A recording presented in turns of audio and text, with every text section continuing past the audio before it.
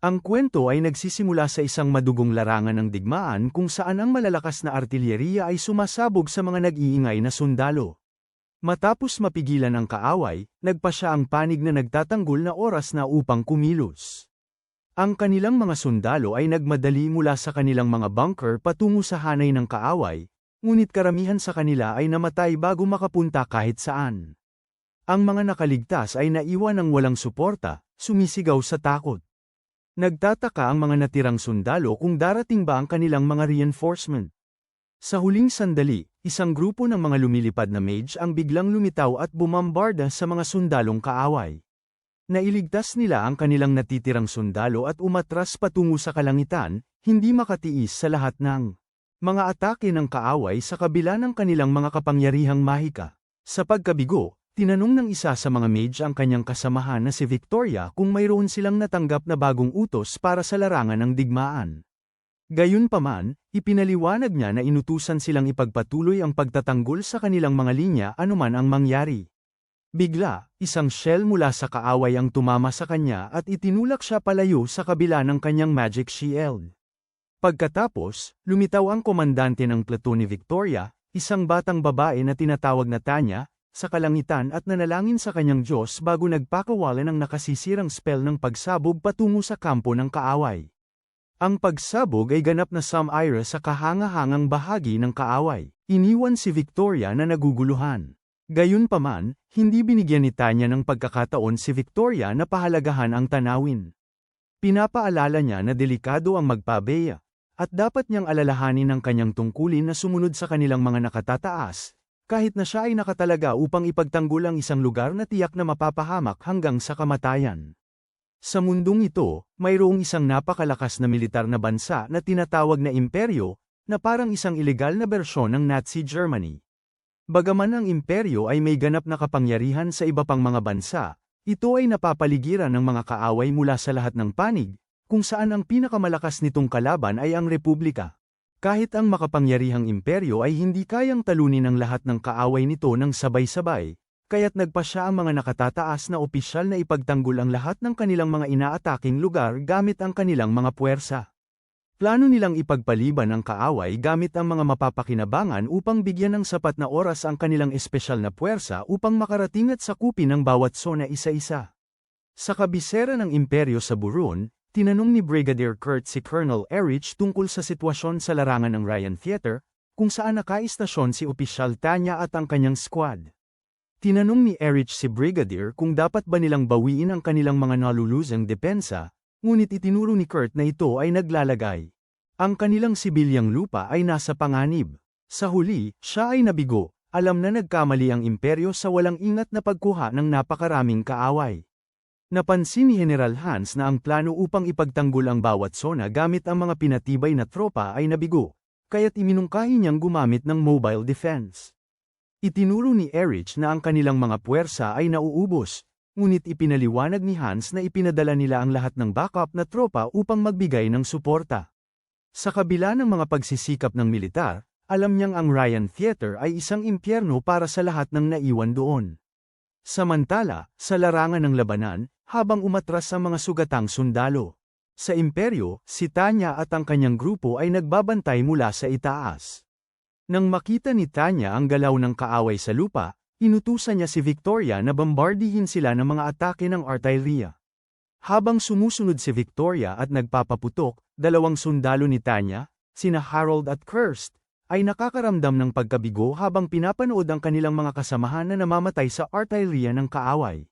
Sila ay kumilos upang sirain ang artilleria, ngunit binalaan sila ni Tanya na ang kanilang trabaho ay supulan lamang ang kaaway mula sa itaas. Gayunpaman, ang matitigas ang ulo na lalaki ay hindi sumunod sa kanyang mga utos at nagmadali papasok, na nagdulot ng pagyelo ng kanyang ekspresyon sa galit. Mamaya, habang nasa pahinga ang mga tropa, tinawag niya sina Harold at Kirst para sa isang pribadong pulong. Sinabi ni Tanya sa kanilang dalawa na umuwi na, dahil sa kanilang pagsuway, ngunit parehong matigas ang ulo ang mga lalaki at sinubukang ipagtanggol ang kanilang mga naunang aksyon. Binalaan niya sila na kahit na kumikilos sila mula sa mabuting intensyon, maaaring magkamali sila at masira ang kanilang sariling mga sundalo sa paglihis mula sa plano. Hindi siya tinanggap ng seryoso, naging mayabang ang dalawang sundalo at tumangging tanggapin ang kanyang desisyon. Nakita ang kanilang kapal ng mukha, nagalit si Tanya at nagsimulang hilahin ang kanyang baril, ngunit pinigilan siya ni Victoria. Pagkatapos, siya ay huminahon at pumayag na hayaan ang mga sundalo mananatili sa tropa pagkatapos ng kaunting parusa. Kinabukasan, habang naghahanda si Victoria na umalis, sinalubong siya ni Lieutenant Etlan. Nalaman niya mula sa kanya na sina Harold at Kirst ay kasama pa rin ng kanilang platoon, ngunit ipinadala sila ni Tanya sa isang pillbox sa likuran bilang parusa para sa kanilang nakaraang pag-uugali. Nang marinig ito, nagulat si Victoria na naging mabait si Tanya sa kanila. Sa kalaunan, nagkaroon ng mahirap na araw ang platoon habang tumataas ang mga pambobomba ng kaaway sa kanilang kampo. Matapos ang isang matinding laban, nahirapan si Victoria na makahinga. Kaya't sinabi ni Tanya na itigil niya ang pag-aaksaya ng oras ng imperyo dahil sa kanyang kahinaan. Pagkatapos, tumawag siya ng isang emergency meeting, kung saan nalaman niya na na-trap ng kaaway ang mga scout ng kanilang platoon.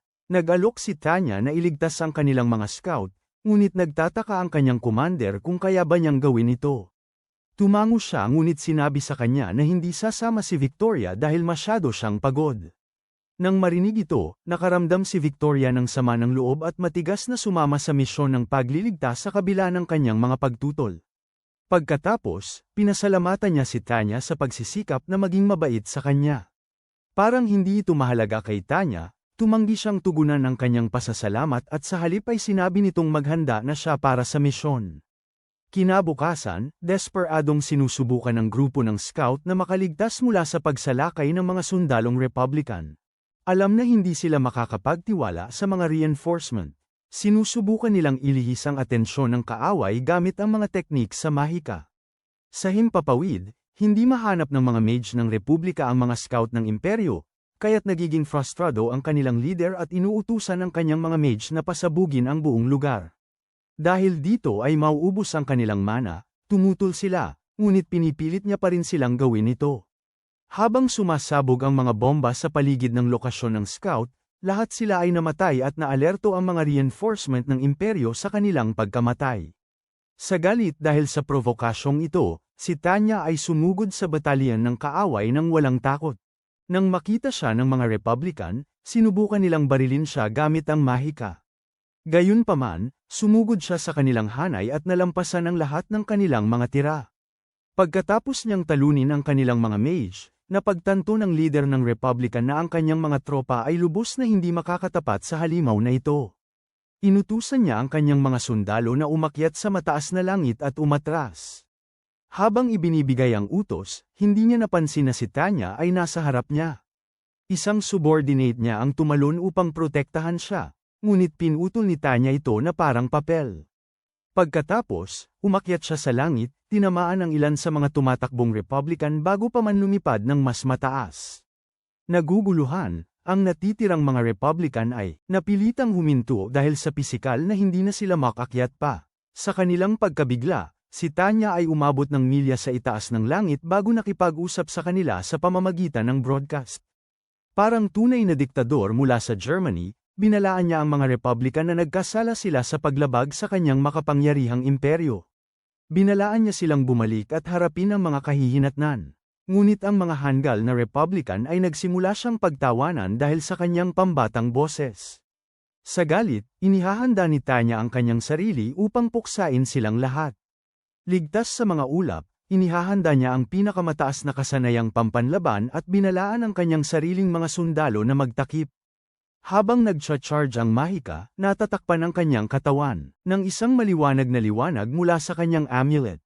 Pagkatapos, pinuno ni Tanya ng kanyang mana ang isang bala at itinira ito patungo sa kaaway. Sa sobrang lakas ng kanyang spell, sumabog ang bala sa isang napakalaking ulap ng kabute at winasak ang mga sundalong Republican. Umabot ang balita tungkol sa nag-iisang tagumpay ni Tanya sa kabisera, at napansin ng mga nakatataas ang kanyang mga nakakasilaw na tagumpay. Kahit na si Tanya ay isang mahusay na mage na kilala sa kanyang titulong Silver Wings, nagulat si Colonel Eric na siya ay ipinadala sa Rhine Theater. Alam niya na sa kabila ng kanyang talento, si Tanya ay talagang isang demonyo sa anyong tao. Sa isang larangan ng digmaan na walang mga patakaran, ang demonyong ito ay may kalayaan na ipahayag ang kanyang galit sa anumang paraan na nais niya. Sa Rhine Camp, nalaman ni Victoria na sina Kurtz at Harold ay napatay ng isang pag-atake mula sa artilleria. Ipinahayag ito ni Victoria kay Tanya, na tila natatawa.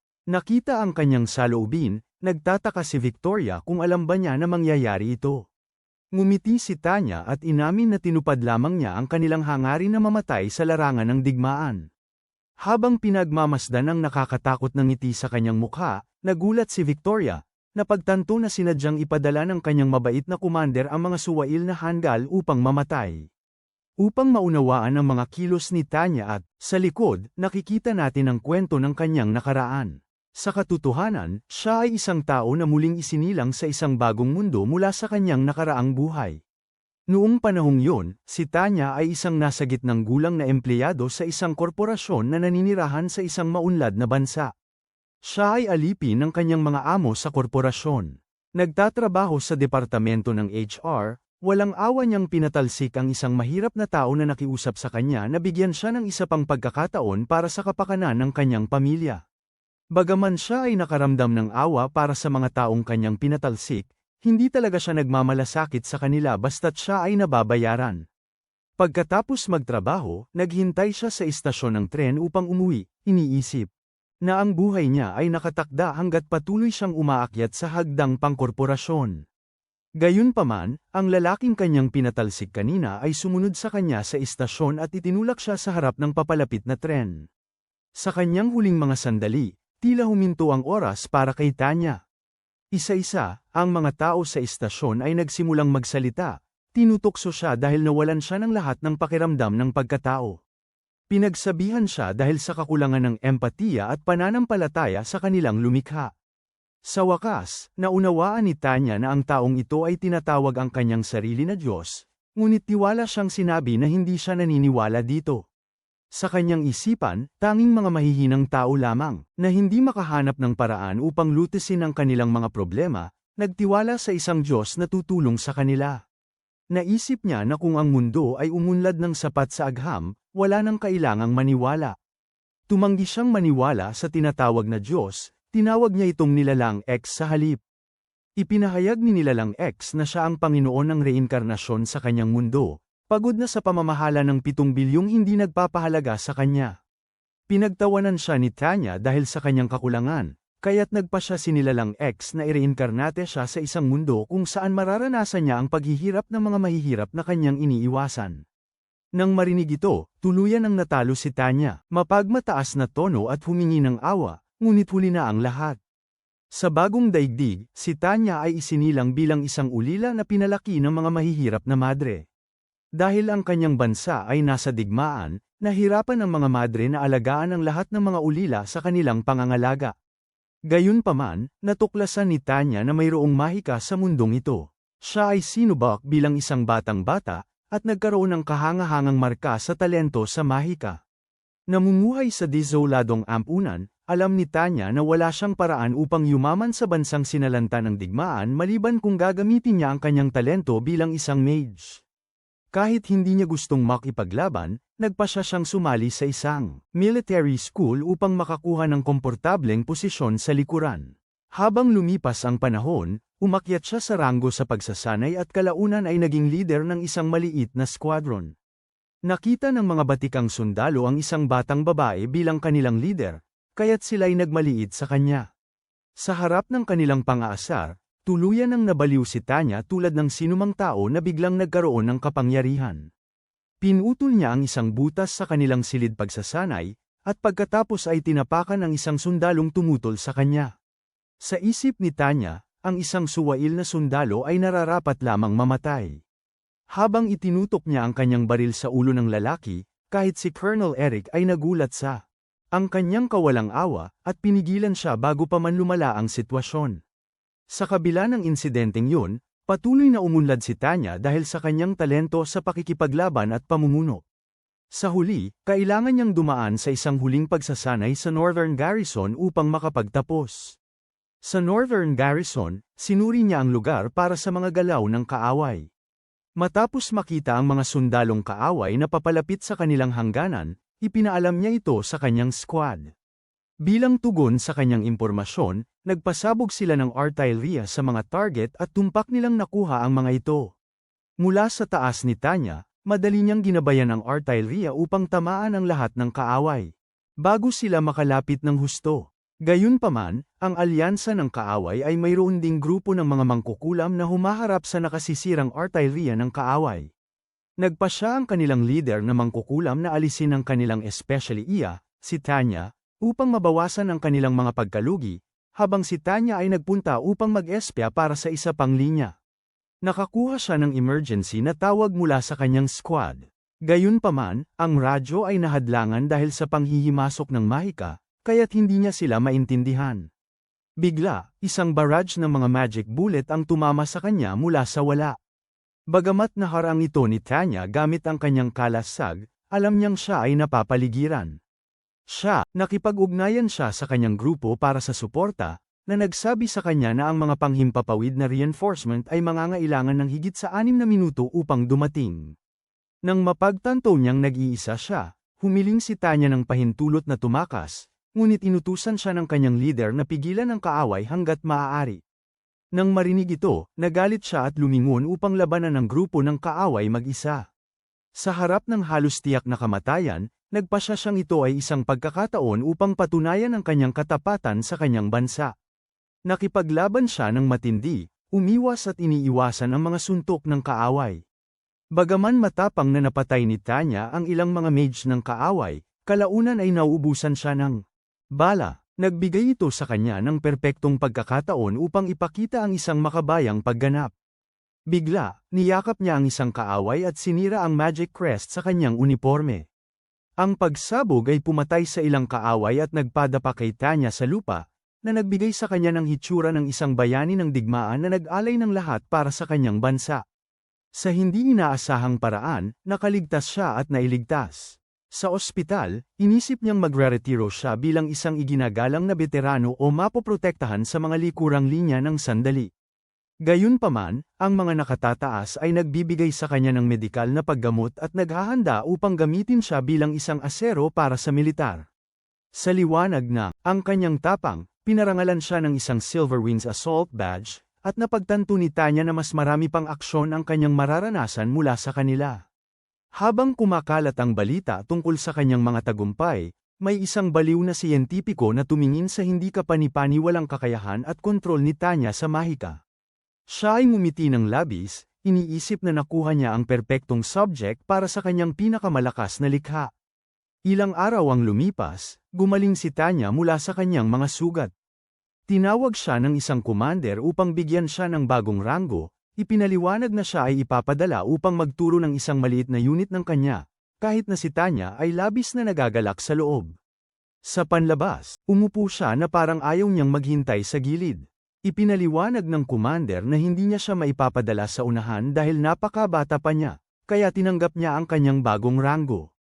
Pagkatapos, sinabi niyang pumunta siya sa departamento ng supply upang subukan ang isang prototype na gadget ng mage na tinatawag na computational jewel. Tinanggap ni Tanya ito, iniisip na magiging normal na pagsubok lamang, ngunit ang hiyas ay nagpadala sa kanya patungo sa langit ng walang kontrol. Sa huli, sumabog ito dahil sa sariling kawalang stabilidad nito, at nakaranas si Tanya ng maraming iba pang traumatiko at pagkabigo matapos ang insidenteng yun.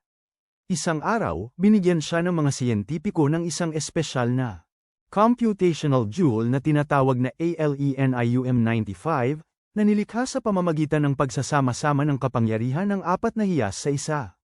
Bagaman umaasa ang mga siyentipiko na ang hiyas na ito ay magbibigay sa gumagamit nito ng revolusyonaryong kakayahang lumipad, ang labis na dami ng enerhiya na nakatuon dito ay nagdulot upang maging hindi matatag ang buong hiyas.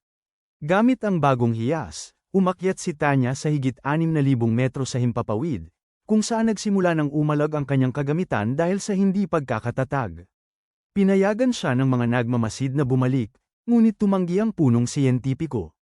Sumigaw si Tanya sa lalaking tila nababaliw na ang kanyang henyong aparato ay magdudulot sa kanya ng panganib. Ngunit iginiit niya na ang kanyang gadget ay perpekto at siya ang hindi nakakaintindi kung paano ito gamitin ng tama. Sa huli, napilitan siyang gumamit ng emergency safety feature, na sa wakas ay nagpatatag sa kagamitan. Gayunpaman, nang sa wakas ay nakapagpahinga si Tanya, biglang sumabog muli ang prototype sa kanyang mukha.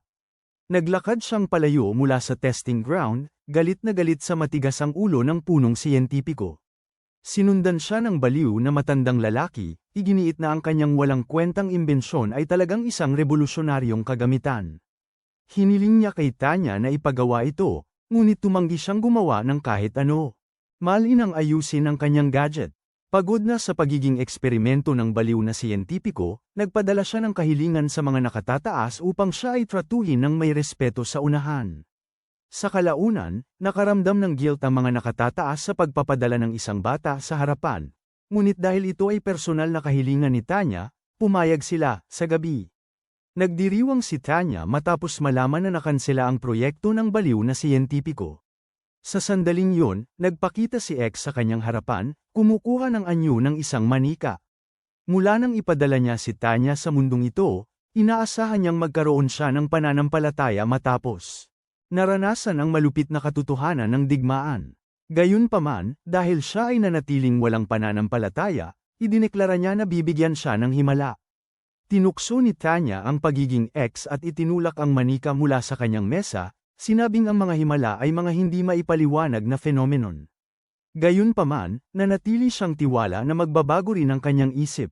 Kinabukasan, nagising si Tanya at nakakita ng kakaibang tala sa kanyang mesa. Tinawag siya muli ng baliw na siyentipiko, na may bagong prototype para subukan niya. Habang lumilipad si Tanya gamit ang prototype, nagsimula itong maging hindi matatag muli.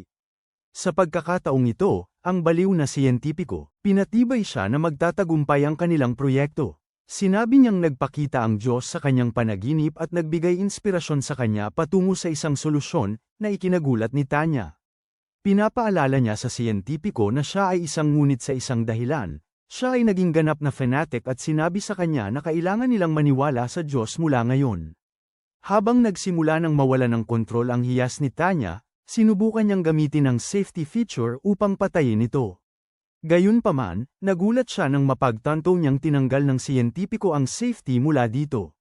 Nang walang tampok upang patayin ito, walang katapusang mana ang damaloy papunta sa hiyas, pinagsasama ang apat mga computational core na ginamit sa kanyang paggawa.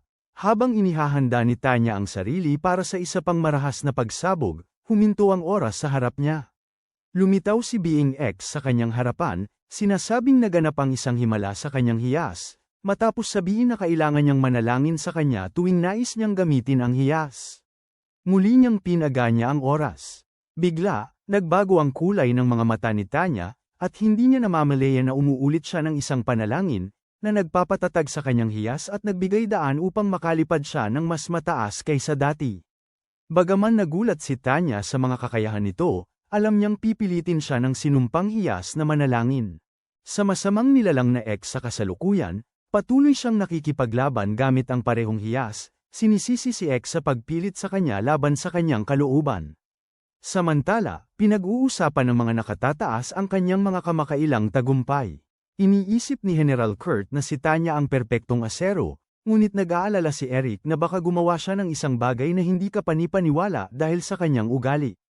Gayunpaman, sinabi ni Han sa kanya na nagdesisyon na sila para sa kanya. Sa kampo, nagpapahinga si Opisyal Victoria, pagod na pagod sa kanyang mesa. Habang siya ay nagrereklamo tungkol sa nais niyang umuwi, narinig siya ni Tanya, kaya agad siyang tumayo ng may takot. Iniisip ni Victoria na ito ay para sa kanya, ngunit talagang nagbigay si Tanya ng alok na ilipat siya mula sa larangan ng digmaan at asikasuhin ang mga bagay sa opisina. Nang marinig ito, si Victoria ay natigilan sandali. Kaya't nagtataka si Tanya kung nais pa rin niyang manatili sa larangan ng digmaan. Agad siyang nakabawi at tinanggap ang alok, ngunit tahimik na tinanong si Tanya kung siya ba ay paparusahan sa kanyang opisina tulad ni Harold at isinumpa. Tumanggi si Tanya na sagutin ang kanyang tanong at umalis, kaya't nakaramdam si Victoria ng pasasalamat para sa pagkakataong makapagbago ng buhay. Sa kalaunan, nakatanggap si Tanya ng promosyon sa ranggo ng tenyente, na may utos na dumalo sa akademya ng militar. Muli, siya ay nakangiti ng may pagmamalaki, masaya na makakapagpahinga siya sa unibersidad sa ngayon. Pagkatapos, lumapit si Ilan upang magpaalam. Binalikan ni Tanya ang kanyang pagbati, na parang may kasalanan siya sa pag-alis mula sa unit. Nagtataka si Ilan kung ito ang dahilan kung bakit inirekomenda rin niya na umuwi si Victoria. Sa loob-loob ni Tanya, siya ay masaya dahil nais lamang niyang magmukhang mapag-alaga na opisyal sa pamamagitan ng pagtulong kay Victoria. Pagkatapos, nagsilot silang dalawa bago umalis si Tanya. Sa kabisera, nagtataka si Hans kung ano ang sitwasyon ng digmaan, kaya't sinabi ni Kurt na ito ay nasa deadlock. Ipinaliwanag niya na ang kanilang pangunahing puwersa ay hindi makapag-adjust sa napakaraming misyon. Kaya't nangangailangan ang militar ng bagong unit ng espesyal na puwersa na kayang umangkop sa nagbabagong larangan ng labanan.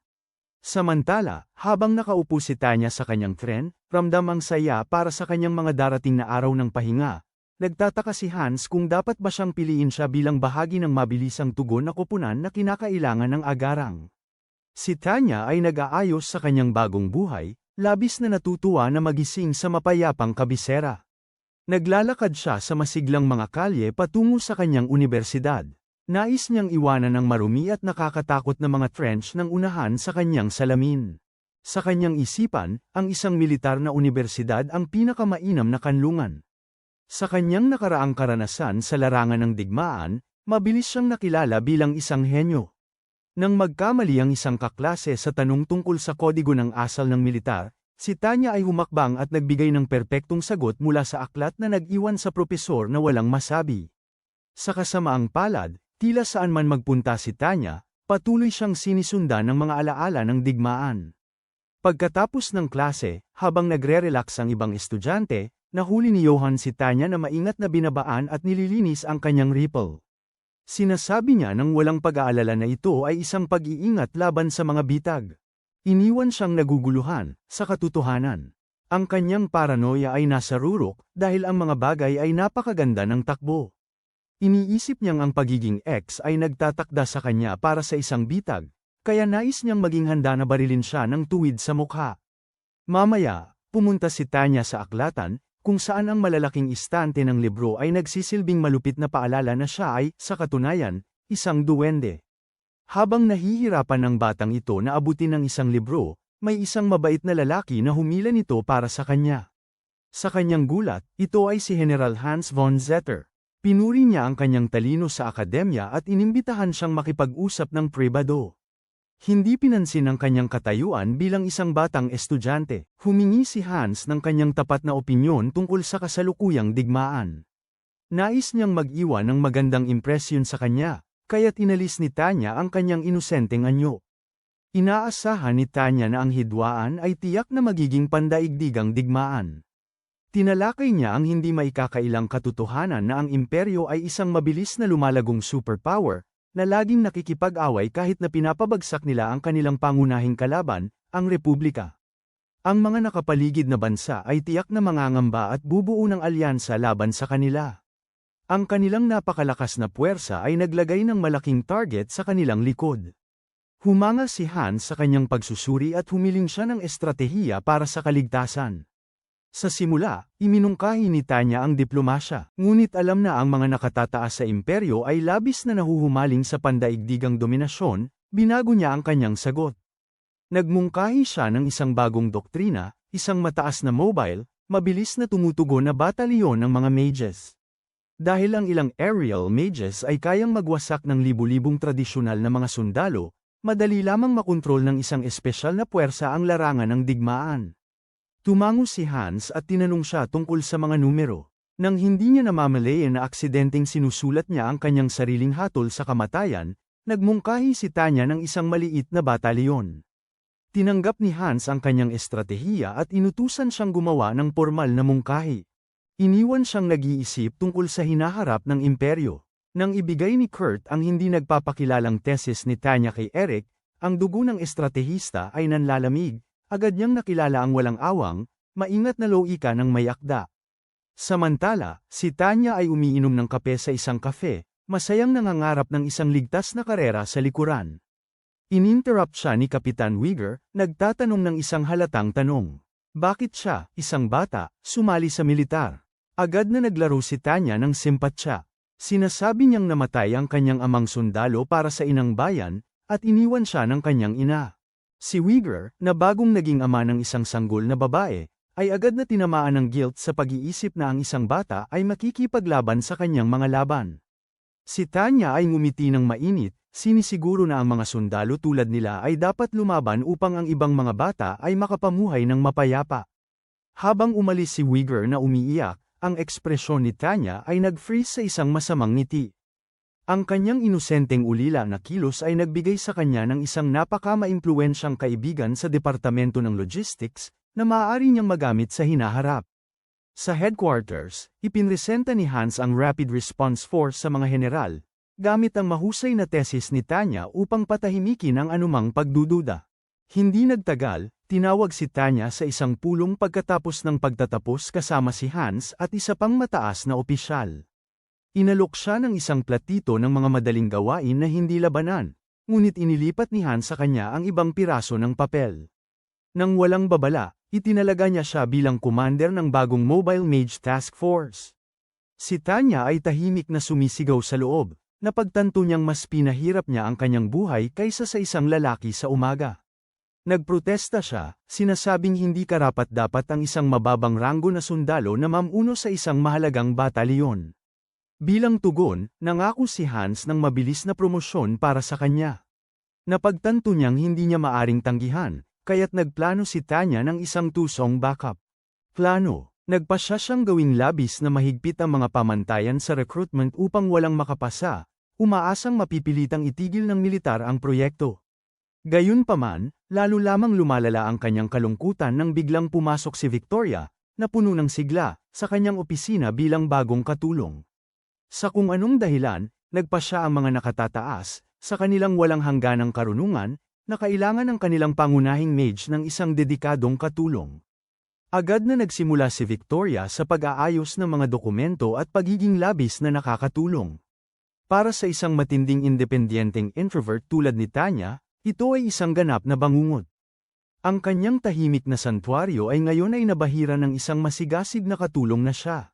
Hindi hiniling. Samantala, ang imperyo ay napapaligiran ng mga kaaway at unti-unting nauubos sa iba't ibang aspeto. Upang mabago ang sitwasyon, labis na kailangan ng utos ang mabilis na tumutugon na batalyon ng mga mage sa himpapawid, kaya't nagmamadali ang mga sundalo na mag-apply para sa prestihiyosong unit na ito. Sa kasamaang palad, ang kanilang tagapag-recruit, si Tanya, ay may nakatagong layunin. Sinasadya niyang itaas ang mga pamantayan sa pisikal at mahika ng labis, tinatanggihan halos lahat sa pag-asang maantala ang pagbuo ng batalyon upang makaiwas siya sa larangan ng digmaan.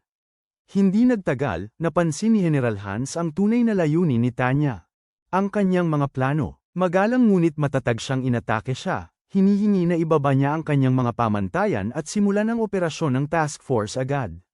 Nakatrap, pumayag si Tanya, ngunit nakipagnegosasyon siya para sa isang buong buwan ng eksklusibong oras ng pagsasanay. Dahil mukhang makatwiran, pumayag si Hans, ngunit lihim na nagplano si Tanya na gawing sobrang traumatizing ang boot camp kaya't kusa nang aalis ang mga recruits. Sa kanyang karanasan sa ilalim ng utos ni Tanya noon, alam ni Victoria kung ano ang darating. Sa isang tunay na demonyal ng ngiti, sinimulan ni Tanya ang pagsasanay sa pamamagitan ng pagbuhos ng buhay na artillery shells direkta sa kanyang sariling mga recruits. Ang ilan sa mga sundalo ay nagising at nagtataka sa kanilang sitwasyon. Ang malamig na hangin ay humahampas sa kanilang mga mukha habang unti-unting bumabalik ang kanilang kamalayan. Sa paligid, ang mga bundok ay tila nagmamasid, at ang tanging tunog ay ang pagiyukam ng yelo at nyebe na nahuhulog mula sa itaas. Kailangan nilang bumangon at magpatuloy, kahit na ang takot at pagod ay tila bumabalot sa kanila. Si Tanya ay agad na nagbabalik sa kanila gamit ang mahika ng pagpapagaling. Tinutuya niya sila ng walang awa, pinapahamak silang umatras upang makabalik siya sa kanyang komportableng mesa. Gayunpaman, ang kanyang reverse psychology ay bumalik sa kanya ng malaki, nagalit ang mga sundalo sa kanyang pang-aasar. Nagpasya silang ipagpatuloy ang laban upang ipakita ang kanilang pagtutol sa kanya. Sa kanyang labis na pagkabigla, walang sundalo ang umatras. Nagpatuloy sila sa masakit na buwan, opisyal na nagtapos bilang kanyang bagong elite battalion. Sa pagsisikap niyang gawing umalis sila, Hindi sinasadyang nakabuo si Tanya ng isang grupo ng mga hindi matitinag na super soldiers. Ilang araw pagkatapos nito, si Tanya ay napayuko sa kanyang mesa sa opisina, nakakaranas ng sariling tagumpay. Hindi nagtagal ang kapayapaan bago pumasok si Eric na may dalang bagong utos sa pagpapadala. Ang imperyo ay muling pinipiga, at kailangan ng utos ang bagong batalyon ni Tanya na magmarcha patungong Timog Silangan agad. Desperado si Tanya na humingi ng mas maraming oras upang sanayin ang kanyang mga sundalo, umaasang maantala ang hindi maiiwasan, ngunit tinanggihan siya ni Eric. Pinayuhan siya nitong pag-aralan ang wikang Dakian bago siya mag-deploy. Nang sumisid si Tanya sa mga ulat ng intelihensya tungkol sa mga puwersa ng Dakia, nagbago ng lubusan ang kanyang masamang pakiramdam. Ang Dakia ay isang bansa na matigas ang ulo at nakadikit sa ika-19 na siglo. Mas mahalaga, mayroon silang absolutong walang puwersang mage sa himpapawid at nagmamarcha sa isang makabagong digmaan gamit ang mga labis na lipas na taktika. Ang mga mata ni Tanya ay kumikislap sa masamang kasiyahan, iniisip na parang nakakuha siya ng maraming isda sa isang bar aisles. Kalmado niyang ipinaalam sa kanyang squad na gagamitin nila ang hukbong Dakian para sa aktwal na pagsasanay sa pag-target. Dumating ang batalyon ni Tanya sa Timog Silangang larangan ng digmaan at natagpuan ang hukbong Dakian na nakahanay sa lupa tulad ng mga laruan. Ang ilan sa kanyang mga baguhan ay humigpit ng itaas ng kaaway ang kanilang mga rifle patungo sa langit. Tumatawa lamang si Tanya. Alam na hindi kayang abutin ng karaniwang bala ng infanteriya. Ang kanilang cruising altitude. Siya ang nangunguna, walang kahirap-hirap na winawasak ang linya ng kaaway mula sa itaas bago sumalakay sa kanilang pangunahing base ng utos. Nawala nila ang mga gwardya sa loob ng ilang minuto, madaling napapaligiran ang mga nakaligtas. Iniwan ni Tanya na buhay ang komandante ng kaaway ng sapat na panahon upang makuha ang lahat ng kanilang mahahalagang ulat ng impormasyon. Nang tanungin siya ng kanyang mga mage tungkol sa susunod na punto ng pagtitipon, itinuturo niya diretso patungo sa kabisera ng Dakia. Ang kaaway ay sobrang walang kakayahan kaya't nagpasya siyang salakayin ang puso ng kanilang bansa. Nang makarating sila sa himpapawid sa itaas ng mapayapang kabisera, nag-atubili ang kanyang mga nasasakupan. Nervy silang nagpapaalala sa kanya na ang pagbobomba sa isang sentro ng sibilyan. Ang hindi pagkakaroon ng formal na deklarasyon ng digmaan ay tahasang lumalabag sa internasyonal na batas. Gayunpaman, alam ni Tanya ang mga patakaran sa batas na ito ng napakahusay. Sinasabi ng internasyonal na batas na kailangan nilang magbigay ng babala muna, ngunit hindi nito tinutukoy kung paano dapat tunog ang babalang iyon. Nagpasya siyang gamitin ang puwang na ito, kaya't kumuha siya ng isang speaker para sa pagbobroadcast. Sa halip na isang formal at malakas na deklarasyon mula sa militar, ginamit niya ang kanyang mataas at bata na boses upang bigyang alam ang lungsod tungkol sa nalalapit na pag-atake ng militar. Natural lamang, inisip ng mga sibilyan sa ibaba na isa lamang itong kakaibang biro sa radyo. Walang sino man ang seryosong tumingin sa kaakit-akit na boses, at walang umalis, matapos na opisyal na markahan ang legal na babala. Inalis ni Tanya ang kanyang inosenteng kilos. Binibigyan niya ng go signal ang kanyang mga mangkukulam at nagdudulot sila ng pagkawasak sa mga imbakan ng armas at mahahalagang militar ng Dakia. Ang kanyang mga sundalo ay talagang nagulat sa kung gaano kadali nilang nawasak ang buong infrastruktura ng militar ng isang bansa. Sa pagkakaroon ng neutralisadong kabisera at matagumpay ang misyon, inutusan ni Tanya ang kanyang unit na mag-empake at umuwi, matapos isagawa ang pinakalehitimong krimen sa digmaan sa kasaysayan. Mabilis kumalat ang balita sa mataas na utos ng militar ng imperyo. Si Tanya von de Gerchev ay ganap na nagtagumpay sa bansa ng Dakia. Sa wakas, ang kanilang silangang hangganan ay ligtas na, kaya't ang imperyo ay nakakahinga ng kaunting ginhawa. Gayunpaman, sa isang digmaan sa maraming harapan, ang pagtanggal sa isang kaaway ay nangangahulugang maaari mong tingnan ang iba pang mga banta na humihingal sa iyong leeg. Ang pinakamalaking sakit ng ulo ngayon ay ang alyansang Entente sa malamig na hilaga. Itinuro ni General Hans na ang malupit na nyebe ng taglamig ay nagpapabagal sa kanilang mga linya ng supply, at ang mga yaman ng imperyo ay delikadong malapit ng maubos. Si Kurt, gayunpaman, nakikita ang isang tuwirang solusyon sa ganitong logistikong bangungot. Kung ang bagong itinatag na elite battalion ni Tanya ay kayang basta-basta nawasak ang isang buong bansa sa kanilang unang misyon, tiyak na kaya nilang masolusyonan ang deadlock sa Hilaga. Walang pag-aalinlangan, nagbigay ng utos ang mataas na pamunuan para sa deployment. Nang ipahayag ni Tanya ang biglaang paglilipat sa kanyang squad, natural lang na naguguluhan ang mga mages kung bakit sila inilipat ng napakabilis sa buong kontinente. Ngunit sa militar, utos ay utos, at nag-empake sila ng kanilang mga bag para sa nagyayelong tundra. Habang naglalakad pabalik sa kanyang silid, ang estratehikong, ang isip ay nagtatrabaho ng mabilis. Kausap niya ng walang pag-aalinlangan ang kanyang pinagkakatiwalaang katulong, si Victoria, kung sa tingin nito ay may kakaiba sa buong sitwasyong geopolitikal. Mula sa isang purong lohikal na pananaw, ang alyansang Entente ay hindi sapat na makapangyarihan upang bantaan ang napakalaking imperyo ng mag-isa. Dapat ay sumuko na sila sa puntong ito. Mabilis na napagtanto ni Tanya ang nakatagong katotohanan. Ang Entente ay isang proxy lamang. Ang mga pandaigdigang superpower tulad ng Republika at ng Allied Kingdom ay tiyak na lihim na nagbibigay ng armas at yaman sa mga mas maliliit na bansa upang ubusin ang imperyo. Dumilim ang ekspresyon ni Tanya, isang pandaigdigang alyansa na perpektong nag-oorganisa ng pagbagsak ng imperyo ay masyadong maayos, masyadong perpekto ang disenyo upang gawing miserable ang kanyang buhay. Napagtanto niya na bilang ex, ang sarili niyang ipinahayag na Diyos na muling isinilang siya sa ganitong digmaan, aktibong minamanipula ang mga kaganapan sa mundo upang guluhin siya. Samantala, sa loob ng punong tanggapan ng militar ng Alyansang Entente, unti-unting nagiging totoo ang deduksyon ni Tanya.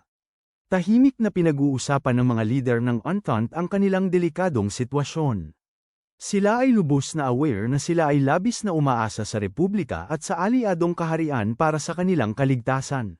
Ang ilang opisyal ay nag-aalinlangan kung ang pag-asa sa mga banyagang superpower ay isang magandang ideya, ngunit ang kanilang leader ay tahasang pinatigil sila. Sila ay mga piyesa sa isang malaking chessboard, at wala silang ibang pagpipilian. Lumipat tayo sa nagyayelong hilagang harapan. Habang ang mga karaniwang mage ng imperyo ay bumabagsak na parang langaw, tila walang katapusan ang mga puwersa ng Entente, patuloy na pinapalitan ang kanilang mga nahulog na sundalo. Sa gitna ng kawalang pag-asa para sa imperyo, isang squadron ng mga kaaway na bombers ang nagdilim sa kalangitan. Isang komandante ng imperyo ang desperadong nakikipagradyo para sa pang-emergency na suporta laban sa hangin, ngunit sinabi sa kanya na kailangan niyang maghintay para sa karagdagang puwersa. Alam niya na ang paghihintay ay nangangahulugang. Ang kanyang buong unit ay mawawala, ngunit bigla, ang radyo ay nag-crackle sa ibang dalas. Sa ilalim ng nakababahalang tawag na Pixie, dumating ang Elite Mage Battalion ni Tanya sa lugar. Sa silid ng komunikasyon, nagmamadali ang mga imperial na strategist na magpadala ng mga fighter jet upang suportahan ang mga mage.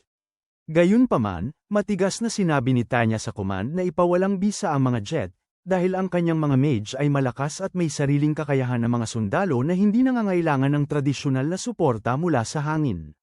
Labis na nagulat ang mga strategist nang tingnan nila ang radar. Pinapanood nila habang dahan-daang umaakyat ang squad ni Tanya sa mga matataas na altitude na tanging mga advanced na sasakyang panghimpapawid lamang ang dapat makararating. Sa nagyayelong kalangitan, nagbanggaan ang mga puwersa ni Tanya at ng mga mage ng Entente sa isang brutal na labanan sa himpapawid. Upang mapanatiling motivated ang kanyang mga tropa, nagpakita siya ng isang sadistikong ngiti at biglang nag-anunsyo sa komunika. Wala silang makukuhang backup. Inanunsyo rin niya na ang sinumang platoon na magpe-perform ng pinakamababa ngayon ay kailangang bayaran ng buong bar tab para sa kanilang pagdiriwang ng tagumpay. Walang ibang nakakapagbigay inspirasyon sa isang sundalo gaya ng banta ng malaking pagkalugi sa pananalapi. Pinapagana ng takot na magbayad para sa pagkain, ang mga mage. Mabilis na sumugod sa linya ng kaaway. Nakita ni Tanya na maayos na hinawakan ng kanyang squad ang mga mage ng kaaway, kaya't inatasan niya si Victoria sa mga simpleng gawain. Iniwan niya ito upang tanggalin ang natitirang infantry, habang siya mismo ang humawak sa papasok na fleet ng mga bomber ng kaaway. Ang mga piloto ng bomber ay lubos na nagulat ng isang maliit, blonde na batang babae ang lumipad upang makipagsabayan sa kanilang cruising altitude. Sa takot, desperadong sinubukan ng mga taga-baril na barilin siya mula sa langit. Madaling nakaiwas si Tanya sa malalakas na putok mula sa machine gun, lumapag ng direkta sa pakpak ng pangunahing bomber, naglagay ng grupo ng mga eksplosibo, at tumalon palayo. Ang crew ay walang magawa kundi tumitig sa labis na takot habang ang kanilang eroplano ay biglang napunit sa isang nag-aalab na pagsabog.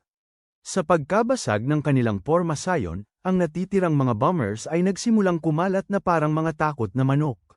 Si Tanya ay talagang umuungol ng malakas.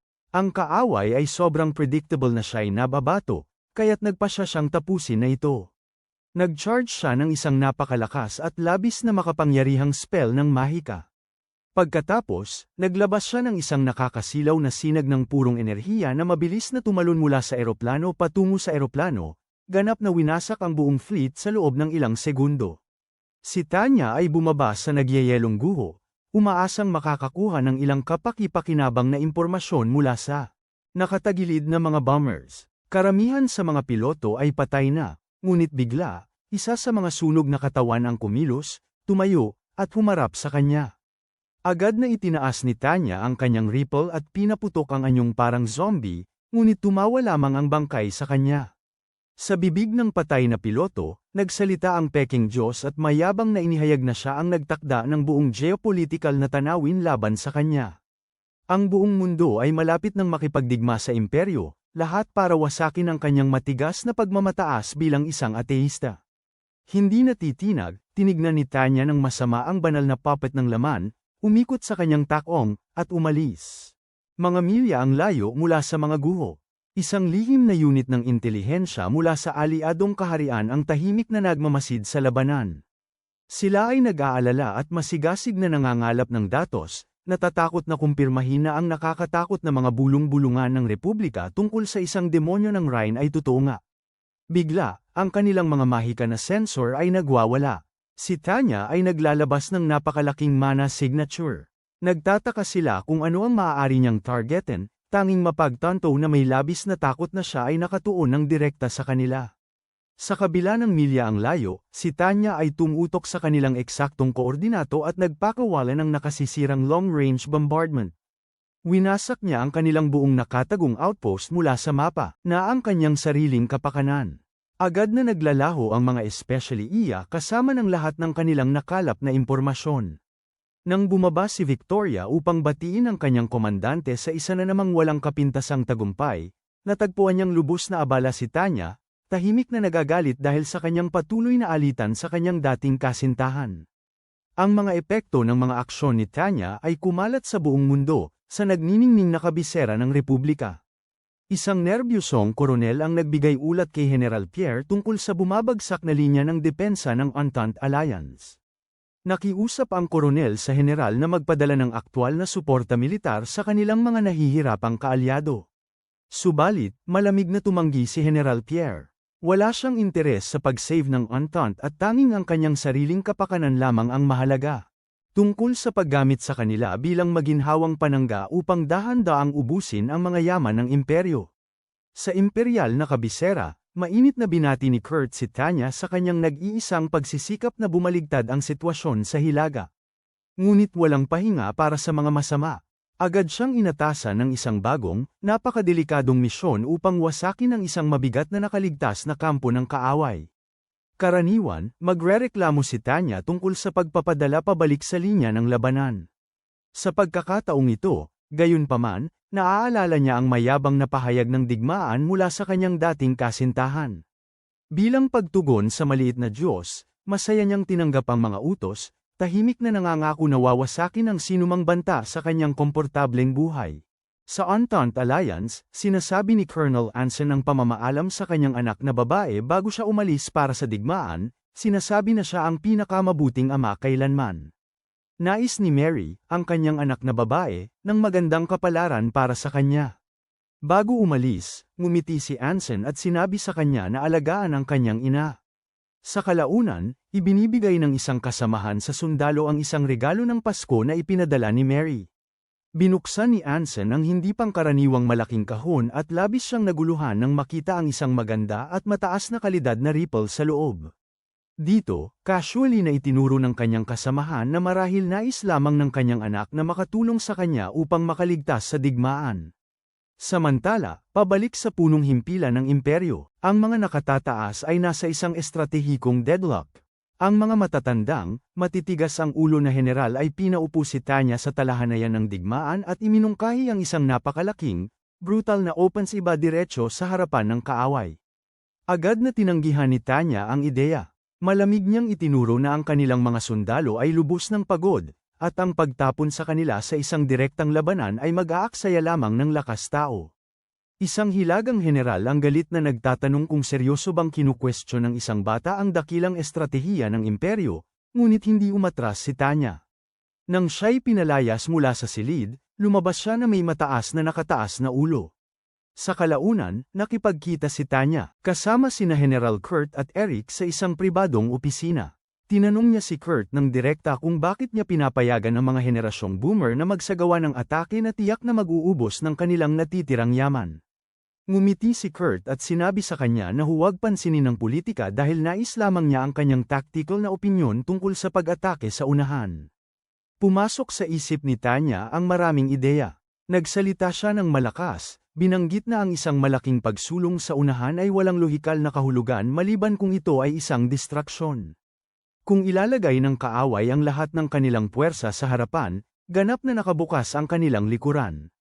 Bigla, nagkakabit-kabit ang mga piraso ng palaisipan. Nauunawaan niya na ang atake sa unahan ay isang nakakaakit na panlilinlang, kaya't ang imperyo ay maingat na nagdadala ng isang malaking puwersang pandagat mula sa likuran upang salakayin ang mabigat na pinagtibay na base ng dagat ng Entente sa Ors. Nang marinig niyang halos mag-leak ng classified intel, halos mahulog ang panga ni Eric sa sahig. Nag-aalalang tinanong niya kung sino ang nag-leak ng impormasyon sa kanya. Tumatawa lang si Kurt, napagtanto na ganap na i-reverse engineer ni Tanya ang kanilang top secret master plan sa kanyang isipan sa loob lamang ng 30 segundo.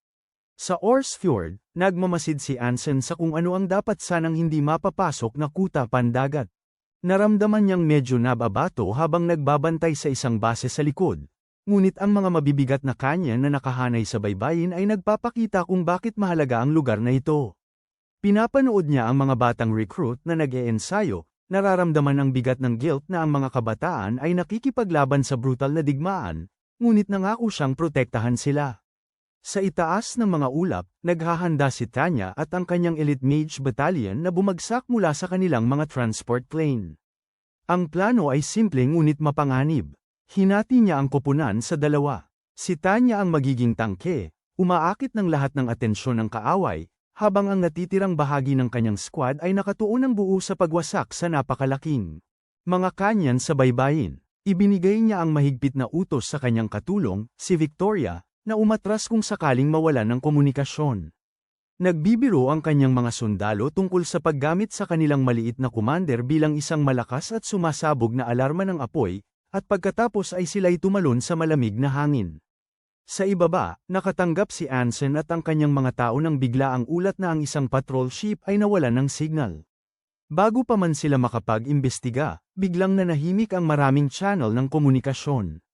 Agad itong sinundan ng nakabibinging tunog ng mga pagsabog habang bumababa ang mga Imperial Mages na parang salot ng mga balang. Sa halip na targetin ng mga barracks o command centers, sila. Tamang-tama ang mga nakasakay na antay-sasakyang kanyan. Si Anson ay panandali ang nalilito sa napaka-espesipikong pagtutok na ito, ngunit mabilis niyang pinakilos ang kanyang mga mangkukulam upang humadlang. Habang ang mga puwersa ni Anson ay sumasalakay, nagradyo si Victoria kay Tanya ng isang alerto sa lapit. Inutusan ni Tanya ang kanyang squad na huwag pansinin ng mga tagapagtanggol at patuloy na wasakin ang mga kanyan, tiwala na lumipad ng mag-isa upang harapin ang papasok na hukbo. Sa kabisera ng imperyo, nakakabinging tensyon. Si Eric ay pawisan habang pinapanood ang tactical na mapa. Malungkot na pinaalala ni Kurt sa kanya ang mga panganib. Lihim na nagdeploy ang imperyo, isang napakalaking armadang pandagat. Kung mabaigo ang squad ni Tanya na patahimikin ang mga kanyan sa baybayin sa tamang oras, wawasakin ng Entente ang fleet ng imperyo, na magiging sanhi ng pinaka-nakasisilaw at nakakahiya na pagkatalo sa kasaysayan ng imperyo. Sa fjord, tinatrato ni Tanya ang mga kaaway na mage na parang mga target sa pagsasanay. Siya ay marahas na lumilipad sa hangin, inaakit ang lahat ng kanilang apoy habang unti-unting sinisira ng kanyang mga nasasakupan ang mga kanyan sa baybayin isa-isa. Pinapanood ni Anson ang kanyang mga tao na bumagsak tulad ng langaw sa ilalim ng walang awa na mahika ni Tanya. Pagkatapos, nakuha niya ang magandang tanaw sa kanyang mukha. Ang malamig na takot ay dumaloy sa kanya habang kinikilala niya ang Diablo ng Rhine mula sa isang nakaraang labanan. Pinapagana ng purong galit, pinakawalan ni Anson ang isang napakalaking salvo ng mahika, sumisigaw habang siya ay nag-charge sa maliit na demonyo na nananakot sa kanyang bansa. Madaling iniiwasan ni Tanya ang mga bala at humarap sa galit na commander. Sa sandaling sila ay nagbanggaan, nawasak ang huling kanyan sa baybayin. Sa tamang pagkakataon, lumitaw ang napakalaking Imperial Naval Fleet mula sa ulap, naglalabas ng nakasisirang bombardment ng artillery sa walang depensang base sa dagat. Ang mga puwersa ng Entente ay ganap na walang magawa habang ang mabibigat na bala mula sa barko ay sumisira sa kanilang kuta. Nalaman na ang base ay nawala. Napagtanto ni Anson na mayroon na lamang siyang isang layunin, patayin si Tanya. Naalala ang kanyang anak na naghihintay sa bahay, nakatagpo siya ng isang pagsabog ng superhuman na determinasyon. Sinalubong niya si Tanya gamit ang lahat ng natitira sa kanya. Parehong nagbulong ang mga sundalo ng huling panalangin sa kanilang Diyos, ngunit sa kasamaang palad, ang kapangyarihan ng pagkakaibigan at mga pagpapahalaga sa pamilya ay walang kahulugan para sa isang muling isinilang na sosyopata. Maginhawang iniiwasan ni Tanya ang kanyang atake at itinusok ang kanyang panglaban na kutsilyo ng malalim sa kanya, nagpadala ng brutal na fountain ng dugo na sumabog sa hangin. Habang unti-unting nawawala ang buhay ni Anson, napansin ni Tanya ang magandang, dekalidad na ripple na nakasabit sa kanya, ang regalo ni Mary para sa Pasko. Kinuha niya ang ripple para sa kanyang sarili na parang loot drop, pinabayaan ang talunang ama na mahulog sa nagyayelong karagatan sa ibaba. Sa pagkakaroon ng kontrol sa mga depensa ng baybayin, walang kahirap-hirap na nahuli ng Imperial Fleet ang base ng dagat. Ito ay isang perpektong estratehikong tagumpay. Sa punong tanggapan ng Entente, ang mga nakatataas ay nalulunod sa labis na kalungkutan. Ang kanilang leader ay humihit-hit ng malalim mula sa copium, sinusubukang ipagtanggol na hindi pa technically tapos ang digmaan. Ngunit alam ng natitirang bahagi ng silid ang malupit na katotohanan. Ang pagkatalo sa fjord ay nangangahulugang ang imperyo, maaari na nilang durugin ang mga ito mula sa iba't ibang panig. Samantala, ipinagdiriwang ng mga general ng imperyo na sina Hans at Kurt ang kanilang tactical na obra maestra. Nagtagumpay ang panggagaya, nagtagumpay ang pagsalakay sa dagat, at sa wakas ay nakikita na ang katapusan ng digmaang hilaga. Ngunit ilang milya ang layo, sa isang tahimik at snowy na nayon, isang ulat sa radyo ang nagsasaad ng ganap na pagkawasak ng Ors Fjord. Nakatayo si Mary Sue sa tabi ng radyo, lumalaki ang kanyang mga mata sa takot. Alam niyang naroon ang kanyang ama, at unti-unting pumapasok ang nakasisindak na katotohanan. Inilubog niya ang kanyang mukha sa dibdib ng kanyang ina at nagsimula siyang umiyak ng labis. Nanalo lamang ang imperyo sa isang napakalaking laban, ngunit sa proseso, hindi namamalayan ni Tanya na nakalikha siya ng isang napaka-personal at nakakatakot na bagong kaaway. Isa na namang araw, isa na namang madugong larangan ng digmaan. Si Tanya at ang kanyang elite mage battalion ay kasalukuyang nakulong sa mga trench, umiiwas sa mabigat na artillery mula sa kalaban at mula rin sa kanilang panig. Ang friendly fire ay hindi talaga magiliw, at hindi alintana ng Imperial Artillery kung nasa blast radius ang squad ni Tanya. Matapos durugin ng kaaway na infantry hanggang sa maging alikabok at patumbahin ang ilang enemy mages mula sa langit, sa wakas ay nagkaroon ng maikling sandali ng pahinga ang squad. Sa kampo, ang mga sundalo ay nagpapahinga sa kanilang mga tolda habang nag-aagahan ng mainit na hapunan. Casual na tinatalakay ni Lieutenant Wise ang kadena ng utos at mga posibleng promosyon kasama ang baguhang si Grants. Nagtataka si Grants at itinuturo si Victoria, nag-aalala kung sila ay nagbabalak na agawin ang kanyang trabaho. Tumatawa lamang si Wise, sa katotohanan, walang gustong humawak ng mga papeles na inaalagaan niya para sa kanilang nakatakot na maliit na komandante. Bigla, may isang tagapagbalita na nagmamadaling pumasok sa kampo at humihiling na makausap si Tanya. Dahil siya ay nagpapahinga, sinagip ni Wise ang mensahe, at ang balita ay isang ganap na geopolitical na bangungot. Ang lungsod ng Aran, isang mahalagang sentro ng logistika na kamakailan lamang ay nasakop ng imperyo. Biglang naglunsad ng isang malawak at marahas na rebelyon. Ang mga mamamayan ay kumuha ng armas, sinabutahe ang infrastruktura ng riles, at pinutol ang mahahalagang linya ng supply ng imperyo. Mas masahol pa, sadyang arm-in ng republika ang mga rebelde at lihim na ipinasok ang kanilang mga mage sa lungsod upang tulungan ang pagkuha muli sa teritoryo. Agad na nagulat si Tanya sa Command upang talakayin ang krisis na ito. Itinalaga siya ng mga nakatataas sa isang mabigat na misyon, muling sakupin ang Aran sa anumang paraan. Gayunpaman, may malaking hadlang. Mahigpit na ipinagbabawal ng internasyonal na batas ang walang pagpipigil na pagpatay sa mga sibilyan. Kailangang magbigay ng formal na babala ang imperyo at payagan ang isang paglilikas bago magsagawa ng atake. Gayunpaman, kung ang mga sibilyan ay tumangging umalis at aktibong lumaban, nawawalan sila ng kanilang protektadong katayuan at opisyal na nagiging kaaway na mandirigma. Halos natatawa si Tanya sa ideya ng mga sibilyan na walang isip na kumukuha ng mga baril sa isang proxy war ng superpower, tinutukso ang kanilang nakamamatay na cab stupidity. Isang mas matandang opisyal ang mabilis na nagpatahimik sa kanya, labis na nababahala sa kanyang kawalan ng empatiya. Para sa mga tradisyonal na general, ang pagpatay sa mga sibilyan ay isang malungkot at kinakailangang kasamaan. Ngunit para kay Tanya, ito ay parang kontrol sa peste. Kinokolekta niya ang kanyang batalyon at binibigyan sila ng briefing tungkol sa madilim na realidad. Ng kanilang bagong misyon, sila ay lumilipad patungo sa isang urban na digmaan. Magbibigay sila ng mandatoryong babala sa paglikas. Ngunit kung ang mga sibilyan ay mananatili, sila ay ituturing na mga kaaway na sundalo at walang awa na aalisin. Ang nakabibinging utos na ito ay labis na yuminig kay Grants. Bilang isang bagong recruit, ang kaisipan ng pagpatay sa mga inosenteng pamilya ay nagdudulot ng labis na pagkabahala sa kanya. Sinubukan niyang tumutol kay Wise, naguguluhan sa ganap na kawalan ni Tanya ng moral na compass. Si Wise, na nakaligtas ng matagal dahil sa kaalaman kung kailan dapat manahimik, ay matatag na sinabi sa rookie na tiisin ito at sumunod sa mga utos. Ang batalyon ay bumababa patungo kay Aran. Sa ibaba, napansin ng mga opisyal ng Republican ang Imperial, mga mage at inutusan ng kanilang milisya na magbukas ng apoy. Si Tanya at ang kanyang squad ay agad na napilitang dumaan sa makikitid na eskinita at masisikip na bloke ng lungsod, umiiwas sa mga putok mula sa mga sniper sa mga bintana at mga mahika mula sa mga nakatagong eskinita. Sa isang labanan, pinanood ni Grants ng may takot habang tinamaan si Wise at nagsimulang damyugo ng malubha. Nagawa ni Grants na iligtas siya, ngunit si Wise ay hindi na makagalaw. Nang walang pag-aalinlangan, iniutos ni Tanya kay Wise na lumikas para sa medikal na paggamot at agad na itinaas si Grants bilang pangalawang komandante.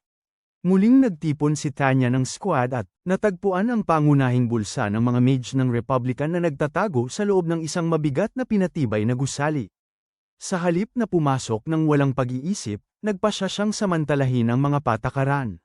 Gumamit siya ng spell na loudspeaker upang magbigay ng kinakailangang babala sa paglikas, inuutusan ng lahat ng sibilyan na isuko ang mga opisyal ng Republican at tumakas. Siyempre, ganap na hindi pinansin ng mga mapaghimagsik na mamamayan ang munting tinig na umaabot mula sa langit. Mas masahol pa, ginamit ng mga mage ng Republika ang mga sibilyan bilang mga panangga, nananatiling tahimik. Alam ni Tanya kung ano ang kanyang ginagawa. Dahil hindi pinansin ng mga sibilyan ang babala, sila ay hindi na mga mamamayan, sila ay mga kaaway na mandirigma. Tumango si Tanya sa kanyang komunikasyon. Mula sa itaas, tumanggap ng berdeng ilaw ang mabigat na artillery ng imperyo. Nagbuhos sila ng matinding apoy sa Aran. Ang malalaking sumasabog na bala ay nagwasak sa buong mga blok ng lungsod. Habang ang mga gusali ay bumabagsak at ang langit ay nagiging abo, pinapanood ng mga pamilya ang kanilang minamahal na lungsod na nagiging isang naglalagablab na hukay. Ang komandante ng mage ng Republika ay maaari lamang manood mula sa pagtatago, habang ganap na winasak ng mga puwersa ng imperyo ang lungsod, ganap na nilalabag ang isa pang konbensyon ng Geneva. Kapag hamupa ang alikabok, ang mga sundalo ng imperyo ay kumikilos upang siguruhin ang mga guho.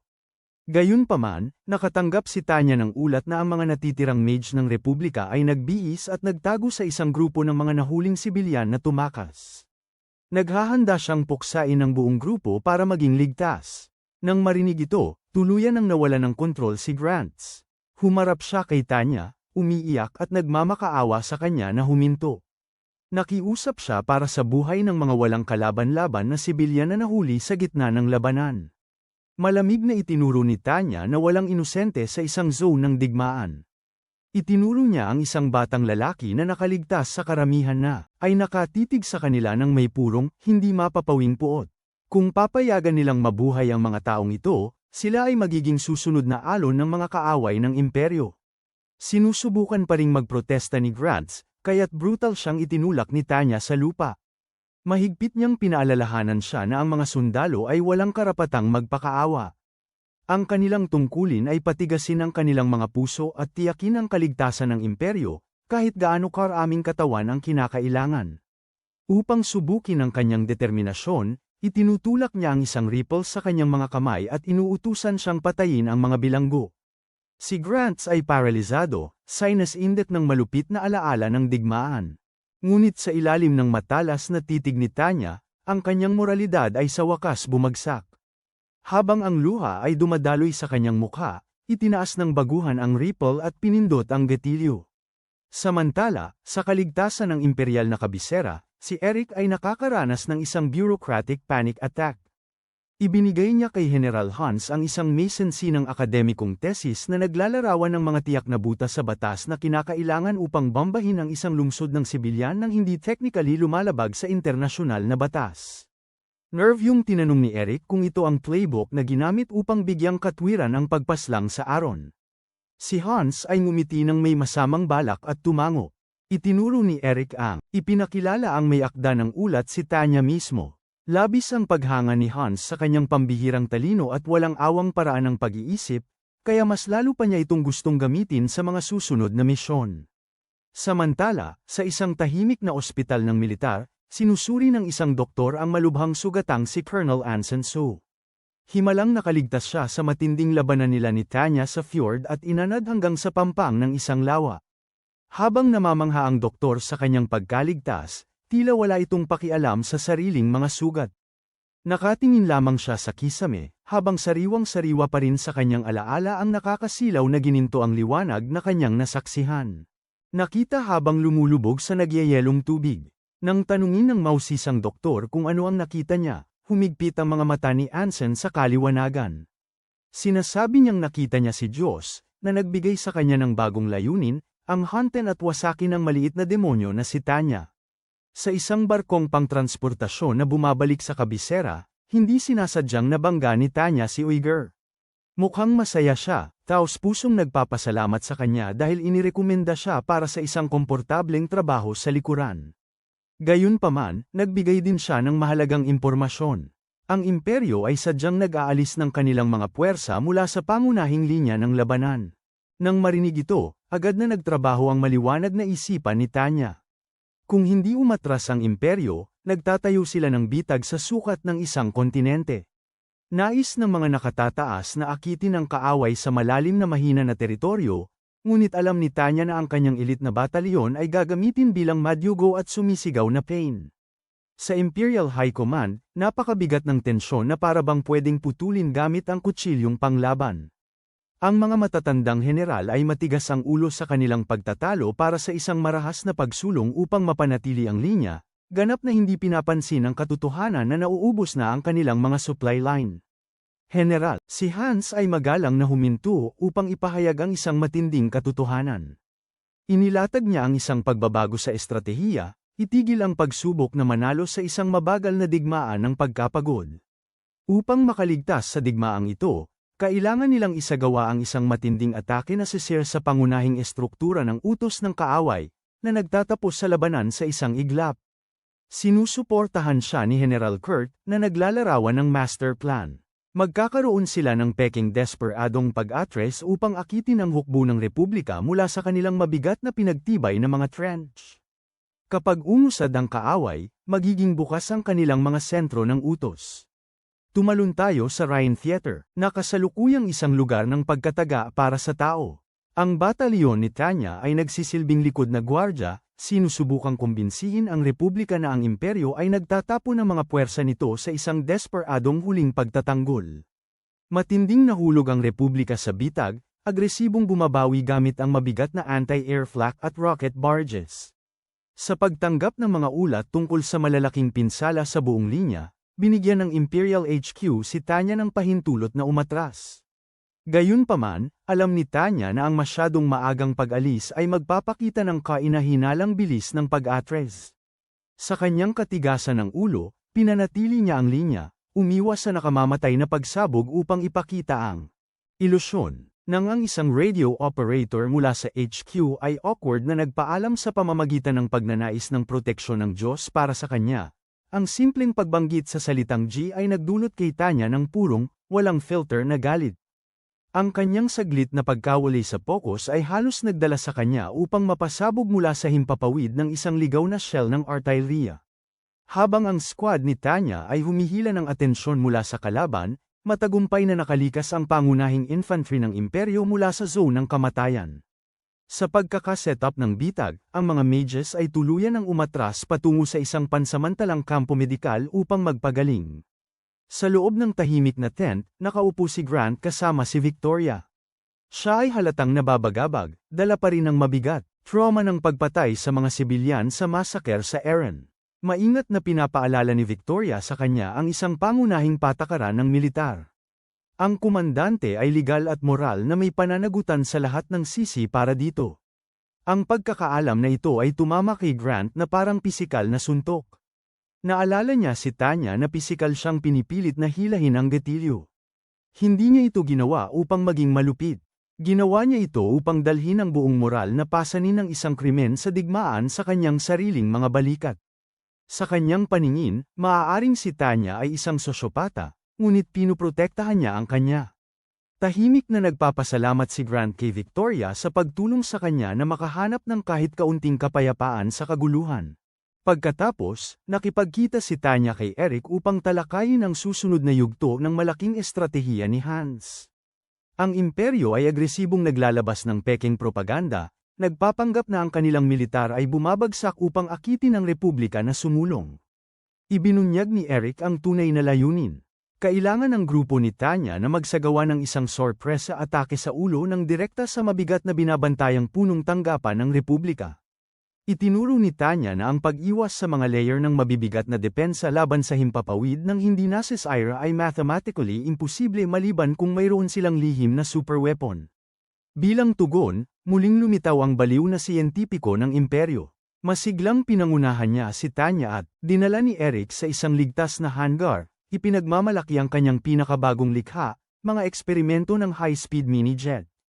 Masayang ipinaliwanag ni Shugel na ang mga metal na tubo na ito ay tutuloy ng diretso sa tunog barrier, lubos na iiwasan ng radar ng kaaway at mga anti-air gun, nang itinuturo ni Tanya na ang tindi ng G-force at shockwaves mula sa pagbasag sa tunog barrier ay magpapalutong sa katawan ng tao. Tumango lang si Shugel at sinabi sa kanya na gumamit ng mahika. Sa pag-alam kung gaano ka maaasahan ang mga imbensyon ng madman, napagtanto ni Tanya na siya ay inatas ang maging piloto ng isang supersonic flying coffin. Sa kabila ng mga nasirang French, maingat na umuusad ang hukbo ng republika papasok sa abandonadong teritoryo ng imperyo. Sa punong himpilan ng republika, tinitingnan ni General Pierre ang tactical na mapa at ngumiti ng may kasakiman. Sa palagay niya, tuluyan ang nabasag ang imperyo, kaya't mayabang niyang inutusan ang kanyang tauhan na simulan ang paghahanda para sa pagdiriwang ng tagumpay. Samantala, nag-aalala ang mga puwersa ng imperyo. Nag-aalala sina Grants at Weiss tungkol sa mapanganib na misyon gamit ang rocket, nagtatanong kung paano makakapagpigil ng nerbiyos ang sinuman, alam nilang sasakay sila sa mga hindi nasubukang pampasabog patungo sa teritoryo ng kaaway. Sinagot ni Victoria ang tanong na yun sa pamamagitan ng pagtulog ng mahimbing sa ang sulok, pinatutunayan muli na siya ay talagang iba. Sa High Command, sina Eric, Hans, at Kurt ay nagbabahagi ng isang tensyonado at tahimik na hapunan. Alam nila na ang nakababaligtad na pastahan na ito ay maaaring manalo sa digmaan o magdulot ng kapahamakan sa kanilang bansa. Dumating ang araw ng paglulunsad, maingat na nakakabit ang squad ni Tanya sa kanilang mga metal na bitag ng kamatayan. Sa isang huling pagsabog ng nakakasakit na Iron Iya, taimtim na nanalangin si Shugel sa Diyos para sa kanilang ligtas na pagbabalik. Kinuha ni Tanya ang komunikasyon at nagbigay ng masiglang talumpati bilang isang matinding ateista. Inutusan niya ang kanyang squad na umasa sa kanilang sariling tibay at mahiwagang lakas, tumatangging magbigay ng hindi nakikitang deity anumang kredito para sa kanilang kaligtasan. Sa marahas na pag-ikot ng isang lever, inilunsad ni Shugel ang mga rocket. Si Tanya ay biglang naitulak pabalik sa kanyang upuan, ang kanyang mga ngipin ay nagkalansing habang ang G-Force ay nagbabanta na durugin ang kanyang mga baga. Siya ay galit na nagmumura sa pagiging ex dahil sa paglikha ng kanyang pangarap na tahimik na trabaho sa opisina bilang isang supersonic na takbuhan patungo sa kamatayan. Dumadampi sa kalangitan ng may bilis, madaling nalampasan ng mga rocket ang mabigat na binabantayang hangganan ng Republika, isang beses ng perpektong nakapwesto sa itaas ng kabisera ng kaaway. Hinayla ni Tanya ang lever para sa ejection, at marahas na nalaglag ang rocket chamber, at siya ay maayos na nag-deploy ng kanyang parachute. Sa ibaba, ang mga walang kaalam-alam na gwardya ng Republican ay biglang nabingi sa ingay ng malalakas na pagsabog na bumabagsak mula sa langit. Sa malamig na karagatan, isang lihim na barkong pandagat mula sa Allied Kingdom ay tahimik na naglalayag patungo sa isang daungan ng Republican. Ang Allied Kingdom ay historically na umiwas sa mga madugong labanan sa mainland, at ang mga opisyal sa loob ay nervyosong nag-uusap kung bakit biglang nakikialam ang kanilang gobyerno sa malaking proxy war na ito. Natural na napapansin ng kanilang mga mata ang lalaking tahimik na nakaupo sa sulok, si Colonel Anson Su. Si Anson ay nasa isang malalim, meditative trance, sabi ng ilan sa mga opisyal ng Allied, nagtatanong kung mayroong talunan. Maaaring pagkatiwalaan ang komandante ng Entente. Ngunit agad na pinigilan ng kanilang nakatataas ang mga pagdududa. Si Anson ang nagbigay sa kanila ng mataas na antas na lihim na impormasyon mula sa imperyo na kinakailangan upang maisakatuparan ang interbensyon na ito. Siya ay isang lalaking pinapagana ng banal na paghihiganti, matatag na nagmarcha patungo sa muling laban sa isang tiyak na blondeng demonyo. Samantala, ang supersonic infiltration mission ni Tanya ay nagsimula matapos makaligtas sa masakit na pagbagsak ng rocket. Siya ay lumapag ng malalim sa likod ng mga linya ng kaaway, tahimik na nagtipon muli kasama ang kanyang squad. Naghiwalay sila upang sabay-sabay na umatake sa maraming mataas na halaga ng mga target. Balik sa kabiguan ng mga tao. Sa loob ng Grand Boardroom, ang mga mayayamang politiko at mga maharlikang nagmamay-ari ng luma at kayamanan ay nagkakagulo. Dahil sa pagkukunwari ng militar na umatras mula sa mga linya ng laban, ang mahalagang industrial zones ng imperyo ay kasalukuyang nakalantad sa potensyal na pag-atake. Ang mga maharlika ay galit na inakusahan ang mga general ng militar ng walang ingat na kakulangan, natatakot na ang mahabang digmaan ay mauubos ang kanilang yaman at magpapabankrupt sa kanilang mga pabrika. Sa kabila ng lahat ng sigawan, si General Hans ay nakaupo lamang doon na hindi nababahala, hindi pinapansin ang mga politiko na nagrereklamo. Siya ay naghihintay lamang sa pag-ikot ng orasan. Sa kalaliman ng teritoryo ng Republika, tahimik na sumasalakay ang stealth team ni Tanya sa kanilang itinalagang command center, ngunit natagpuan itong walang laman. Isa itong panggagaya, at isang bihirang sandali ng takot ang sumasaklaw kay Tanya habang iniisip kung nahulaan ng Republika ang kanilang atake. Agad siyang nakipagradyo sa kanyang ibang mga squad, ngunit sinalubong siya ng katahimikan sa radyo. Ngunit sa pagtaas ng presyon, biglang nag-umpisa ang komunikasyon. Matagumpay na natagpuan ng ibang mga squad ang tunay na punong himpilan at pinasabog ito ng tuluyan. Sa tamang pagkakataon, isang hingal na mensahero ang pumasok sa ang Imperial Boardroom. Malakas niyang inihayag na ang sentral na punong himpilan ng militar ng Republika ay ganap ng nawasak. Agad na nanahimik ang silid ng mga galit na maharlika. Sa wakas, nabasag ang matigas na anyo ni Hans, at siya'y nagpakita ng nakakatakot, labis na mapagmataas na ngiti. Kalmado niyang ipinaalam sa mga naguluhang politiko na ang master plan ng militar ay nagsisimula pa lamang. Sa pagkawasak ng isipan ng kaaway, inilunsad ng imperyo ang natitirang bahagi ng bitag. Sa mga unahan, lihim na nagbubuhos ang mga inhinyero ng imperyo ng napakalaking dami ng pabago-bagong, di nakikitang gas sa mga abandonadong French. Iniwire ang buong larangan ng digmaan gamit ang mga nakatagong detonator. Ang mga infanterya ng Republican, na hindi alam ang tungkol sa pag-atake, ay nagmarcha pasulong upang bawiin ang abandonadong teritoryo, naniniwala na sa wakas ay naitulak nila ang imperyo pabalik. Ang mga sundalo ay nagpapahinga. Isang masayang sundalo ng Republican ang humugat ng sigarilyo upang ipagdiwang. Pinayuhan siya ng kanyang kasama laban dito, ngunit hindi niya ito pinansin. Sa isang galaw ng kanyang kamay, ang spark mula sa lighter ay nagpasiklab sa nakapaligid na gas. Isang malawak na reaksyong kadena ang sumabog at nagpa-evaporate sa linya ng trench, lumilikha ng isang napakalaking pader ng apoy, na nag-aapoy sa mga nagdiriwang na sundalo sa isang iglap. Sa itaas, isang buhay na Republican Maj. Colonel ang nanunood habang ang kanyang mga puwersa ay nagiging abo. Bago pa man lumipas ang usok, isang napakalaking alon ng mabibigat na tangke at infanteriya ng imperyo ang marahas na sumabog sa mga linya, dinudurog ang natitirang paglaban. Ang colonel ay nagmamadaling sumusubok na makipagradyo sa kabisera para sa mga utos, ngunit tanging katahimikan lamang ang naririnig. Punong-puno ng takot, siya ay bumalik sa dati niyang punong himpilan, tanging upang makita ang isang usok na bunganga na napapalibutan ng mga natatakot at walang lider na sundalo. Sa Imperial High Command, masayang si Eric, nag-uulat ng tagumpay sa unahan. Nang walang kanilang command center upang i-coordinate ang pag-address, ang hukbong Republican ay parang manok na walang ulo. Si Kurt ay ngumiti ng matindi, alam na ang imperyo ay mabilis nang pumapalibot sa natitirang puwersa ng republika sa isang malaking, hindi maiiwasang lugar ng labanan. Kinabukasan, sumakay si Tanya at ang kanyang squad pauwi sakay ng isang submarino ng imperyo. Ang kanyang mga sundalo ay nagsasaya at nagdiriwang, kahit na karamihan sa kanila ay labis na nalilito kung paano sila mula sa pagkatalo sa digmaan ay biglang nanalo ng magdamag. Lumapit si Tanya sa chalkboard at ipinaliwanag ang lahat tulad ng isang mayabang na propesor sa kolehiyo. Ipinaliwanag niya ang taktika ng revolving door. Inakit nila ang kaaway, pinugutan ng ulo, at isinara ang pinto sa likuran nila. Nang marinig na halos garantisado na ang kabuuang tagumpay, sumabog ang sigawan ng squad sa ibabaw. Patuloy na nililinis ng walang awang mga tangke ng imperyo ang mga tumatakbong natitirang Republican. Kaagad pagkatapos, umalis ang batalyon ni Tanya patungo sa himpapawid para sa kanyang paniniwala na ito na ang huling operasyon ng paglilinis ng digmaan. Kailangan lang nilang lumipad, mag-sniper ng ilang mataas na halaga ng target, at umalis. Si Tanya ay nasa isang kamanghamanghang, euphoric na estado.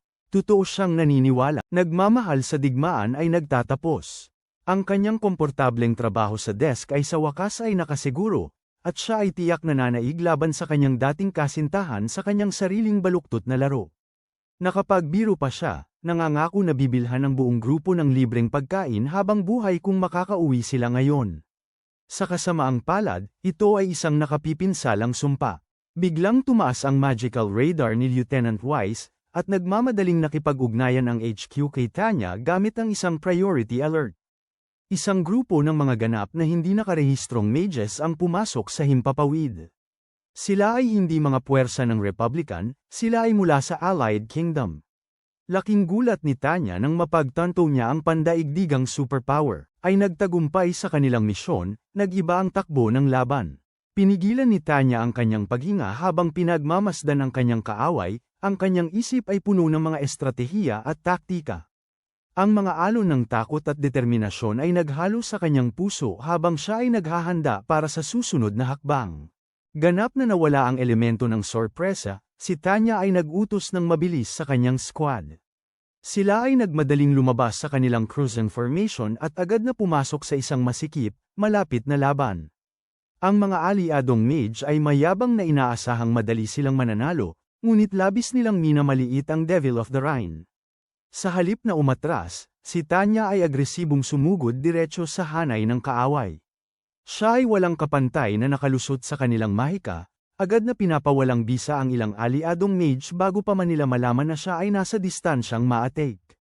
Gayunpaman, si Anson ay naglalaro ayon sa ganap na ibang mga patakaran. Nakita niyang pinapasabog ang kanyang squad, kaya't inilabas niya ang isang nakasisindak na trench shotgun. Sa geopolitical na alituntunin ng mundong ito, ang paggamit ng armas na nagdudulot ng hindi kinakailangang pagdurusa ay isang tunay na krimen sa digmaan. Siyempre, ang pandaigdigang batas ay tila walang magagawa upang tulungan si Tanya ng isang Diyos na may kapangyarihan ay nagsimulang barilin ang kanyang mga tauhan mula sa langit. Ang labis na kaguluhan ng ambush ay nagulat kay Lieutenant Wise. Nakita niyang bumagsak ang kanyang mga kasama, iniwan ni Weiss ang lahat ng tactical na loika at walang isip na sumugod sa bukas. Agad siyang tinutok ng mga kaaway na mage, nag-charge ng isang napakalaking, concentrated na spell na dinisenyo upang burahin ang kanyang pag-iral. Si Tanya ay umuungol sa loob, upang iligtas ang kanyang walang ingat na tenyente. Wala siyang ibang pagpipilian kundi ang I-activate ang Alinium Type 95, ang sinumpang mahika na hiyas na gumagana lamang kapag siya ay aktibong nananalangin sa nilalang na tinanggal. Pinipigilan ang kanyang napakalaking pride, pinipilit niyang maglabas ng isang desperadong panalangin sa Diyos na kanyang kinamumuhian. Isang nakakatakot na gintong hadlang ang sumabog sa paligid niya, pinapawalang bisa ang nakamamatay na atake at hinahatak si Weiss mula sa bingit ng kamatayan. Ngunit wala ng oras upang huminga. Matinding inintercept siya ni Anson, inilunsad ang isang mabilis na, walang humpay na pagsunod, pinapagana ng kanyang sariling banal na proteksyon. Perpektong nakakatugma si Anson sa napakabilis na leksi ni Tanya sa himpapawid. Sinubukan ni Weiss na magbigay ng apoy para sa proteksyon, ngunit ang dalawang komandante ay gumagalaw sa napakabilis na bilis kaya't hindi siya makapagpapaula ng kahit isang bala nang hindi nanganganib ang mga kaalyado. Ang mabilis na habulan ay humantong sa isang laban sa gitna ng hangin. Nakapagbigay si Tanya ng matibay na suntok, ngunit tuluyang pinabayaan ni Anson ang sakit at mahigpit na hinawakan ang kanyang braso. Dama po ang takot kay Tanya habang sa wakas ay nakilala niya ang mukha nito mula sa naval base. Bigla, kumikislap ang mga mata ni Anson ng nakakatakot at hindi pangkaraniwang liwanag. Magaan habang siya ay nagsisimulang manalangin ng malakas. Ang pag-ext ay direktang nag-uugnay ng enerhiya sa kanya, si Tanya ay nagwawala. Ang kanyang isipan ay mabilis na tumatakbo habang napagtatanto niyang ang maliit na Diyos na ito ay talagang kumukuha ng isang nagluluksa na ama upang hawakan siya sa lugar. Sa sandaling inihahanda ni Anson ang isang malapitang pagpapatay, isang perpektong nakatutok na bala mula sa sniper ang tumama sa kanyang balikat, pinapawalang bisa ang kanyang mahigpit na pagkakahawak, si Victoria, palaging maasahang katulong, ang nasa likod ng ganitong huling pagsagip. Habang kumukuha ng distansya mula sa kanyang kaaway, mabilis na kinuha ni Tanya ang kanyang sandata, ang eleganteng hunting rifle na ibinigay ni Mary Sue, ang kanyang ama para sa Pasko. Sa isang brutal na pagliko ng makatang iron iya, itinutok ni Tanya ang regalo ng anak direkta sa mukha ng ama at hinayla ang gatilyo. Habang sumasabog ang isang fountain ng dugo sa hangin, bumagsak si Anson, ngunit ang matigas na matandang lalaki ay tumangging umalis ng tahimik. Sa isang huling, desperadong kilos ng martiryo, siya ay sumugod pasulong, hinahatak si Tanya sa isang nakakatakot na yakap ng pagpapakamatay habang isang napakalaking pagsabog ang sumasalubong sa kanilang dalawa. Ang mga natitirang aliadong mage ay nag-aakalang patay na ang commander at nagmamadaling umatras, subalit habang nalilinis ang usok, ang mga sundalong imperial ay sumabog sa sigawan. Si Tanya ay nakalutang, ganap na walang sugat, protektado ng kanyang sariling mahikal na mga kalasag. Natapos na ang labanan, kahit si Grants, bagamat labis na nasugatan, ay nakaligtas upang masaksihan ang tagumpay. Sa ibaba, nagiging kasaysayan. Ang mga Imperial Ground Troops ay nagmarch ng may tagumpay papasok sa nagniningning na kabisera ng Republika. Opisyal na sumusuko ang Republika sa pinakamahalagang lungsod nito, at ang imperyo ay sumabog sa isang pambansang pagdiriwang. Sa malalaking bulwagan ng Imperial Capital, ang mga politiko at general ng militar ay nagbubukas ng mga bote. Ang mga ganid na maharlika ay tuwang-tuwa ng tiyakin ng pamunuan ng militar na wala silang balak na kukunin ang kontrol sa politika sa mga bagong nasakop na lupain. Agad na nagsimulang hati-hatiin ng mga burokrata ang teritoryo, gumagawa ng walang katapusang mga plano para sa bagong infrastruktura at pamamahala ng yaman. Para sa kanila, tapos na ang digmaan. Samantala, bumisita si Tanya sa isang nasakop na simbahan sa lungsod. Tumingala siya sa isang malaking estatwa ng Diyos, ang kanyang mga mata ay puno ng labis na pagmamataas. Totoong naniniwala siyang nagtagumpay siya laban sa pagkakatanggol, ngunit habang lumalabas siya sa kalye, narinig niya ang isang grupo ng mga lokal na bata na nag-aaway. Isang batang may pasa ang tumingin ng masama sa iba at sumigaw, "Hindi ko kailanman. Patawarin ka." Ang mga simpleng salitang yun ay nagpahinto kay Tanya. Napagtanto niya na ang galit ng mga karaniwang tao sa Republikano ay hindi mawawala dahil lamang sa pumirma sila ng isang piraso ng papel. Sa kanyang silid, masigasig na nire-review ni Tanya ang pang-araw-araw na pahayagan na naglalarawan ng makapangyarihang tagumpay ng imperyo. Ang kanyang isipan ay bumabalik sa nakakatakot na matigas na tingin sa mga mata ni Anson. Masiglang pinutol ni Victoria ang kanyang mga naguguluhang kaisipan, inihahayag na ang batalyon ay kasalukuyang nag-e-enjoy sa isang nararapat na episode sa dalampasigan. Ang mga lalaki ay nasa baybayin, nag-iihaw ng malaking barbecue at nagdiriwang ng kanilang kaligtasan. Ngumiti si Victoria, napansin kung paano madaling bumagsak ang republika. Gayunpaman, iniisip ni Tanya na may kakaiba sa kung gaano kadali itong sumuko. Tinanong niya si Victoria kung talagang formal na sumuko ang republika, o kung basta't iniwan lamang nila ang kabisera. Naguguluhan si Victoria sa kanyang mga salita, ngunit nagmadali si Tanya patungo sa mga tactical na mapa nang walang karagdagang paliwanag. Sinusubaybayan niya ang mga natitirang galaw ng militar ng republika at napagtanto ang nakakatakot na katotohanan. Ang mga puwersa ng kaaway ay hindi nagkakawatak-watak. Mabilis silang nagtitipon sa isang pantalan sa timog. Naghahanda sila ng isang napakalaking fleet upang makatakas patungo sa kanilang mga kolonya sa ibang bansa. Sa katotohanan, hindi pa ganap na sumusuko ang republika at kasalukuyan silang nag-aayos para sa isa pang laban. Si Tanya ay pumasok sa tent ng komunikasyon, nagmamadaling nakikipagradyo sa Imperial High Command. Siya ay nananawagan, humihingi, at matinding humihiling ng pahintulot na magsagawa ng agarang airstrike sa timog na daungan. Malinaw niyang binalaan ang mga general na kung papayagan nilang makatakas ang hukbo ng republika, muling mag-aayos ang mga sundalo, makikipag-alyansa sa iba pang pandaigdigang superpowers, at ibabalik ang imperyo sa isang madugong labanan. Ang opisyal sa kabilang dulo ay ganap na, itinaboy siya, uminom sa kanilang sariling tagumpay, ang mga nakatataas ay tumangging pahintulutan ng isang atake. Sinasabi nilang tapos na ang digmaan, kanila na ang kabisera, at ang paghabol sa mga tumatakbong natira ay isang pagsasayang ng yaman. Nang mapagtanto ni Tanya na ang mga burokrata ay malapit nang magdulot ng kapahamakan sa buong bansa, naghahanda siyang kumilos ng mag-isa. Plano niyang dalhin ang kanyang batalyon at wasakin ang daungan sa ilalim ng kanyang sariling awtoridad. Ngunit bago niya maibigay ang utos, umabot sa kanyang pandinig ang malungkot na tinig ni Victoria mula sa tolda. Maliwanag na inutusan ng mataas na komando ang batalyon na huminto at manatili sa kabisera. Ang paglabag sa isang direktang, ang utos ngayon ay magiging isang tahasang pagtataksil. Si Tanya ay napaupo, ganap na paralisado sa labis na kakulangan ng kakayahan ng kanyang mga nakatataas. Tumingin siya sa bintana, nag-aapoy sa labis na pagkabigo.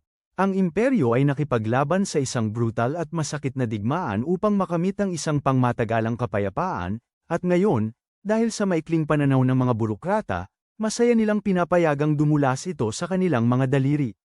Si Tanya ay nagmamadaling pumasok sa Imperial High Command, labis na desperado upang pigilan ang mga natitirang militar ng republika mula sa pagtakas sa kabila ng karagatan. Nagmarcha siya diretso patungo sa mabigat na binabantayang mga pintuan, humihiling ng agarang pakikipagtagpo kina General Hans o Eric. Sa kasamaang palad, ang mga gwardya ay hindi siya pinapansin. Ang mga mataas na opisyal ay kasalukuyang nagdaraos ng isang malaking gala para sa tagumpay, at tumatanggi silang maistorbo ng isang simpleng komandante mula sa frontline. Nang siya ay malapit ng mawala ng pasensya, si Eric ay bumaba mula sa kalapit na hagdang bato at nakita siya, napansin ng galit sa kanyang mga mata. Tahimik siyang inakay palayo mula sa mga gwardya at pumasok sa isang pribadong opisina na walang ingay para makipag-usap. Nagbuhos si Eric ng tasa ng tsaa para kay Tanya, ang katahimikan ay umabot sa pagitan nila. Siya ay humihikbi at tahimik na umamin na ang malalaking pagdiriwang na nagaganap sa itaas ay maaaring medyo maaga pa. Pinasalamatan niya si Tanya para sa kanyang malaking mga kontribusyon sa tagumpay ng imperyo, ngunit nais niya ang kanyang tapat at walang filter na opinyon. Uminom si Tanya ng tsaa at tuluyan niyang sinira ang kanyang ilusyon. Direkta niyang sinabi sa kanya na hindi pa nananalo ang imperyo sa digmaan. Nakakuha lamang sila ng pansamantalang tagumpay. Sa halip na kumilos tulad ng isang grupo ng mga lasing na kabataan, Dapat sanang ginagamit ng militar ang bawat magagamit na unit upang sugurin ang mga tumatakbong kaaway bago pa sila makapagtipon muli. Agad na nagdepensa si Eric. Ipinahayag niya na alam ng command na halos naglunsad siya ng isang hindi autorisadong atake sa mga tumatakbong barko. Mariin siyang binalaan na siya ay isang sundalo, hindi isang diktador, kaya ang kanyang pagsuway ay maaaring lumikha ng mapanganib na pagkakahati sa loob ng militar. Ipinaliwanag niya ang ganap na lohikal na dahilan ng estratehiya ng Lupon. Dahil bumagsak na ang kabisera ng Republika, ang paghabol sa isang wasak na kaaway sa kabila ng karagatan ay hindi kailangang ubusin ang mabilis na nauubos na pondo, yaman, at lakas tao ng imperyo. Sa makatwirang pananaw, panahon na upang magpahinga at muling bumuo. Sumasang-ayon si Tanya na walang kapintasan ng loika ni Eric. Gayunpaman, siya ay tumayo at nagbigay ng nakabibinging masterclass tungkol sa sikolohiya ng tao. Sinabi niya sa kanya na ang mga dakilang estratehista sa mataas na utos ay mahusay sa makatuwirang pag-iisip, ngunit lubos nilang nakalimutan ang isang mahalagang salik. Ang mga tao ay sa batayan ay hindi makatuwirang nilalang. Kapag ang mga tao ay naabot na ang kanilang limitasyon, nawawala ang loika. Inilista ni Tanya ang mga resibo, batay sa kanyang sariling malupit na karanasan. Naalala niya ang hindi nasisiyahang empleyado sa kanyang nakaraang buhay na pumatay sa kanya sa isang istasyon ng tren dahil lamang sa galit. Naalala niya ang mapaghiganting ulila sa naglalagablab na guho ng Eren. Pinaalalahanan niya si Eric tungkol kay Anson Su, isang lalaking literal na gumapang mula sa kamatayan upang simulan ang isang mapanganib na paghihiganti. Atake sa kanya, ang puot ay lumalampas sa lahat ng loika. Pasyonadong binalaan ni Tanya si Eric na kung ang imperyo ay mag-iiwan ng kahit isang baga ng puot na buhay, ang mga hindi makatuwirang, emosyonal na pinagdaraanan ng mga nakaligtas ay sa huli ay susunugin ng buong bansa. Ayon sa kanya, kailangan nilang burahin ang lahat ng bakas ng kanilang mga kaaway ngayon, o sila ay magbabayad ng dugo mamaya. Si Eric ay nakatitig sa kanya, unti-unting bumababa ang nakabibinging kaalaman. Sa tamang pagkakataon, biglang bumukas ng marahas ang pinto ng opisina. Isang hingal na mensahero ang sumugod sa silid na may nakakagimbal na balita. Opisyal nang nagtipon muli ang militar ng Republika sa ang timog na kontinente. Sa nag-aapoy na mga disyerto sa timog, matagumpay na pinagsama ni General Pierre ang mga tumatakbong puwersa ng Republikano. Sa tulong ng mga kolonya sa ibang bansa, opisyal niyang itinatag ang isang napakalaking, reorganisadong base militar. Nakatayo sa harap ng kanyang pagod na mga tropa, nagbigay siya ng isang masiglang talumpati, opisyal na idineklara ang kanilang sarili bilang malayang republika. Hindi sila kailanman sesuko, at lalabanan nila ang malupit na imperyo hanggang sa kanilang huling hininga. Nang umabot ang balita ng pagtutol na ito sa sinakop na kabisera, umusbong ang pag-asa sa mga nasakop na mamamayan. Ang nakakatakot na hula ni Antonia ay naging realidad. Sa loob ng imperyo, basag ni General Kurt ang isang hapunan. Nang plato laban sa pader sa purong, hindi napigil ang galit. Nakaupo sa tapat niya, si Hans ay nananatiling nakakatakot na kalmado, ngunit ang malupit na katotohanan ay hindi may kakaila. Sila ay naging mayabang. Sa pagpapahintulot sa republika na makatakas, pinayagan ng imperyo na malayang sumanib ang mga natira mula sa Entente Alliance at ang Allied Kingdom sa isang malaking, nagkakaisang koalisyon. Mas masahol pa, ang militar ng imperyo ay nakabuo para sa mga digmaan sa lupa sa Europa, hindi para sa mga kampanya sa disyerto sa ibang bansa. Gayunpaman, mayroon silang isang huling mabilis na tugon na task force na kayang makaligtas sa timog na teatro, ang Elite Mage Battalion ni Tanya. Nang ilunsad ang deployment, nang dumating ang mga utos kay Tanya at ang kanyang squad, bumagsak ang atmosfera sa ganap na zero. Ang mga sundalo ay mukhang malungkot, napagtanto na ang kanilang pinaghirapang kapayapaan ay isang ganap na kasinungalingan. Nakita ang bumabagsak na moral, humarap si Lieutenant Wise. Biro niyang pinaalala sa squad ang orihinal na recruitment flare ni Tanya, na tahasang nagbabala sa mga aplikante na sila ay pumapasok para sa pinakamasamang trabaho sa mundo. Huminto ang squad, nagtinginan, at sabay-sabay silang napatawa. Naalala nila ang brutal na bombardment ng artilleria, ang nagyayelong avalanches, at ang mapanganib na rocket jumps. Dahil nakaligtas sila, magkasama sa impyerno noon, handa na silang gawin ito muli. Habang ang imperyo ay nagmamadali upang ilunsad ang kanilang mga puwersa, Isang bagong banta ang tahimik na lumilitaw sa isang banyagang tanggapan ng recruitment. Isang batang babae ang nakaupo sa harap ng isang opisyal ng militar, isinusumite ang kanyang aplikasyon. Siya si Mary Sue, ang labis na nagluluksa na anak ni Anson. Maingat na pinapaalalahanan siya ng opisyal na siya ay masyadong bata pa upang makipaglaban sa isang brutal na pandaigdigang hidwaan, ngunit hindi natitinag si Mary. Nangako siyang lalaban para sa kapayapaang sinubukan ng kanyang ama na protektahan, habang siya ay umiiyak at nananalangin sa Diyos, nangako na ibabagsak ang masamang imperyo. Bigla siyang nagliyab na may nakakasilaw na gintong liwanag. Si Being X ay opisyal nang nakahanap ng kanyang bagong kampyon na puno ng galit. Samantala, si Tanya ay nag-iisa sa isang tahimik at walang laman na simbahan. Tinitigan niya ang estatwa ni Being X, ang kanyang daliri ay nanginginig sa ibabaw ng gatilyo ng kanyang ripple. Ngunit sa huli, ibinaba niya ang kanyang armas at umalis, sakay ng isang transport ship patungo sa mainit na disyerto. Isinasaalang-alang niya ang mapait na ironiya ng kanyang sitwasyon. Ang imperyo ay nagnanais lamang ng kapayapaan sa pamamagitan ng ganap at lohikal na dominasyon, ngunit sa pag-uugali bilang isang hindi mapipigilang tirano, pinipilit nila ang natitirang bahagi ng ang mundo ay magkaisa upang wasakin sila. Dumating si Tanya at ang kanyang batalyon sa nag-aapoy na disyerto sa timog. Tinipon niya ang kanyang mga salamangkero at nagbigay ng isang simpleng briefing. Wala nang malaking estratehiya ang mataas na komando. Ang tanging layunin nila ay patayin ang kaaway na nasa harap nila.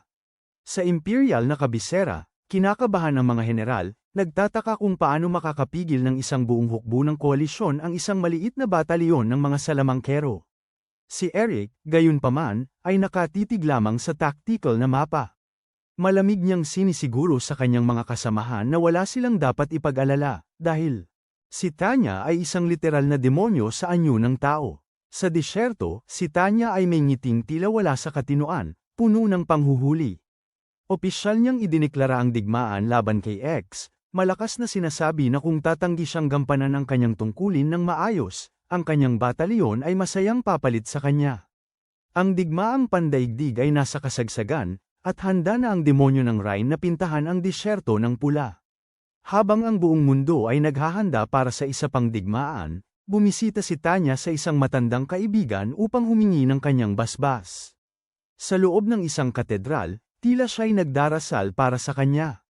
Gayunpaman, pagdakay ng makabawi si Tanya sa kanyang mga sentido, binaril niya ang ulo ng estatwa.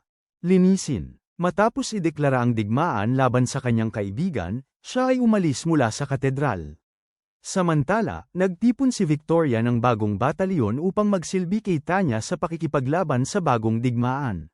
Sa lungsod ng Buron, isang mayamang matandang lalaki ang humahawak ng larawan ni Tanya.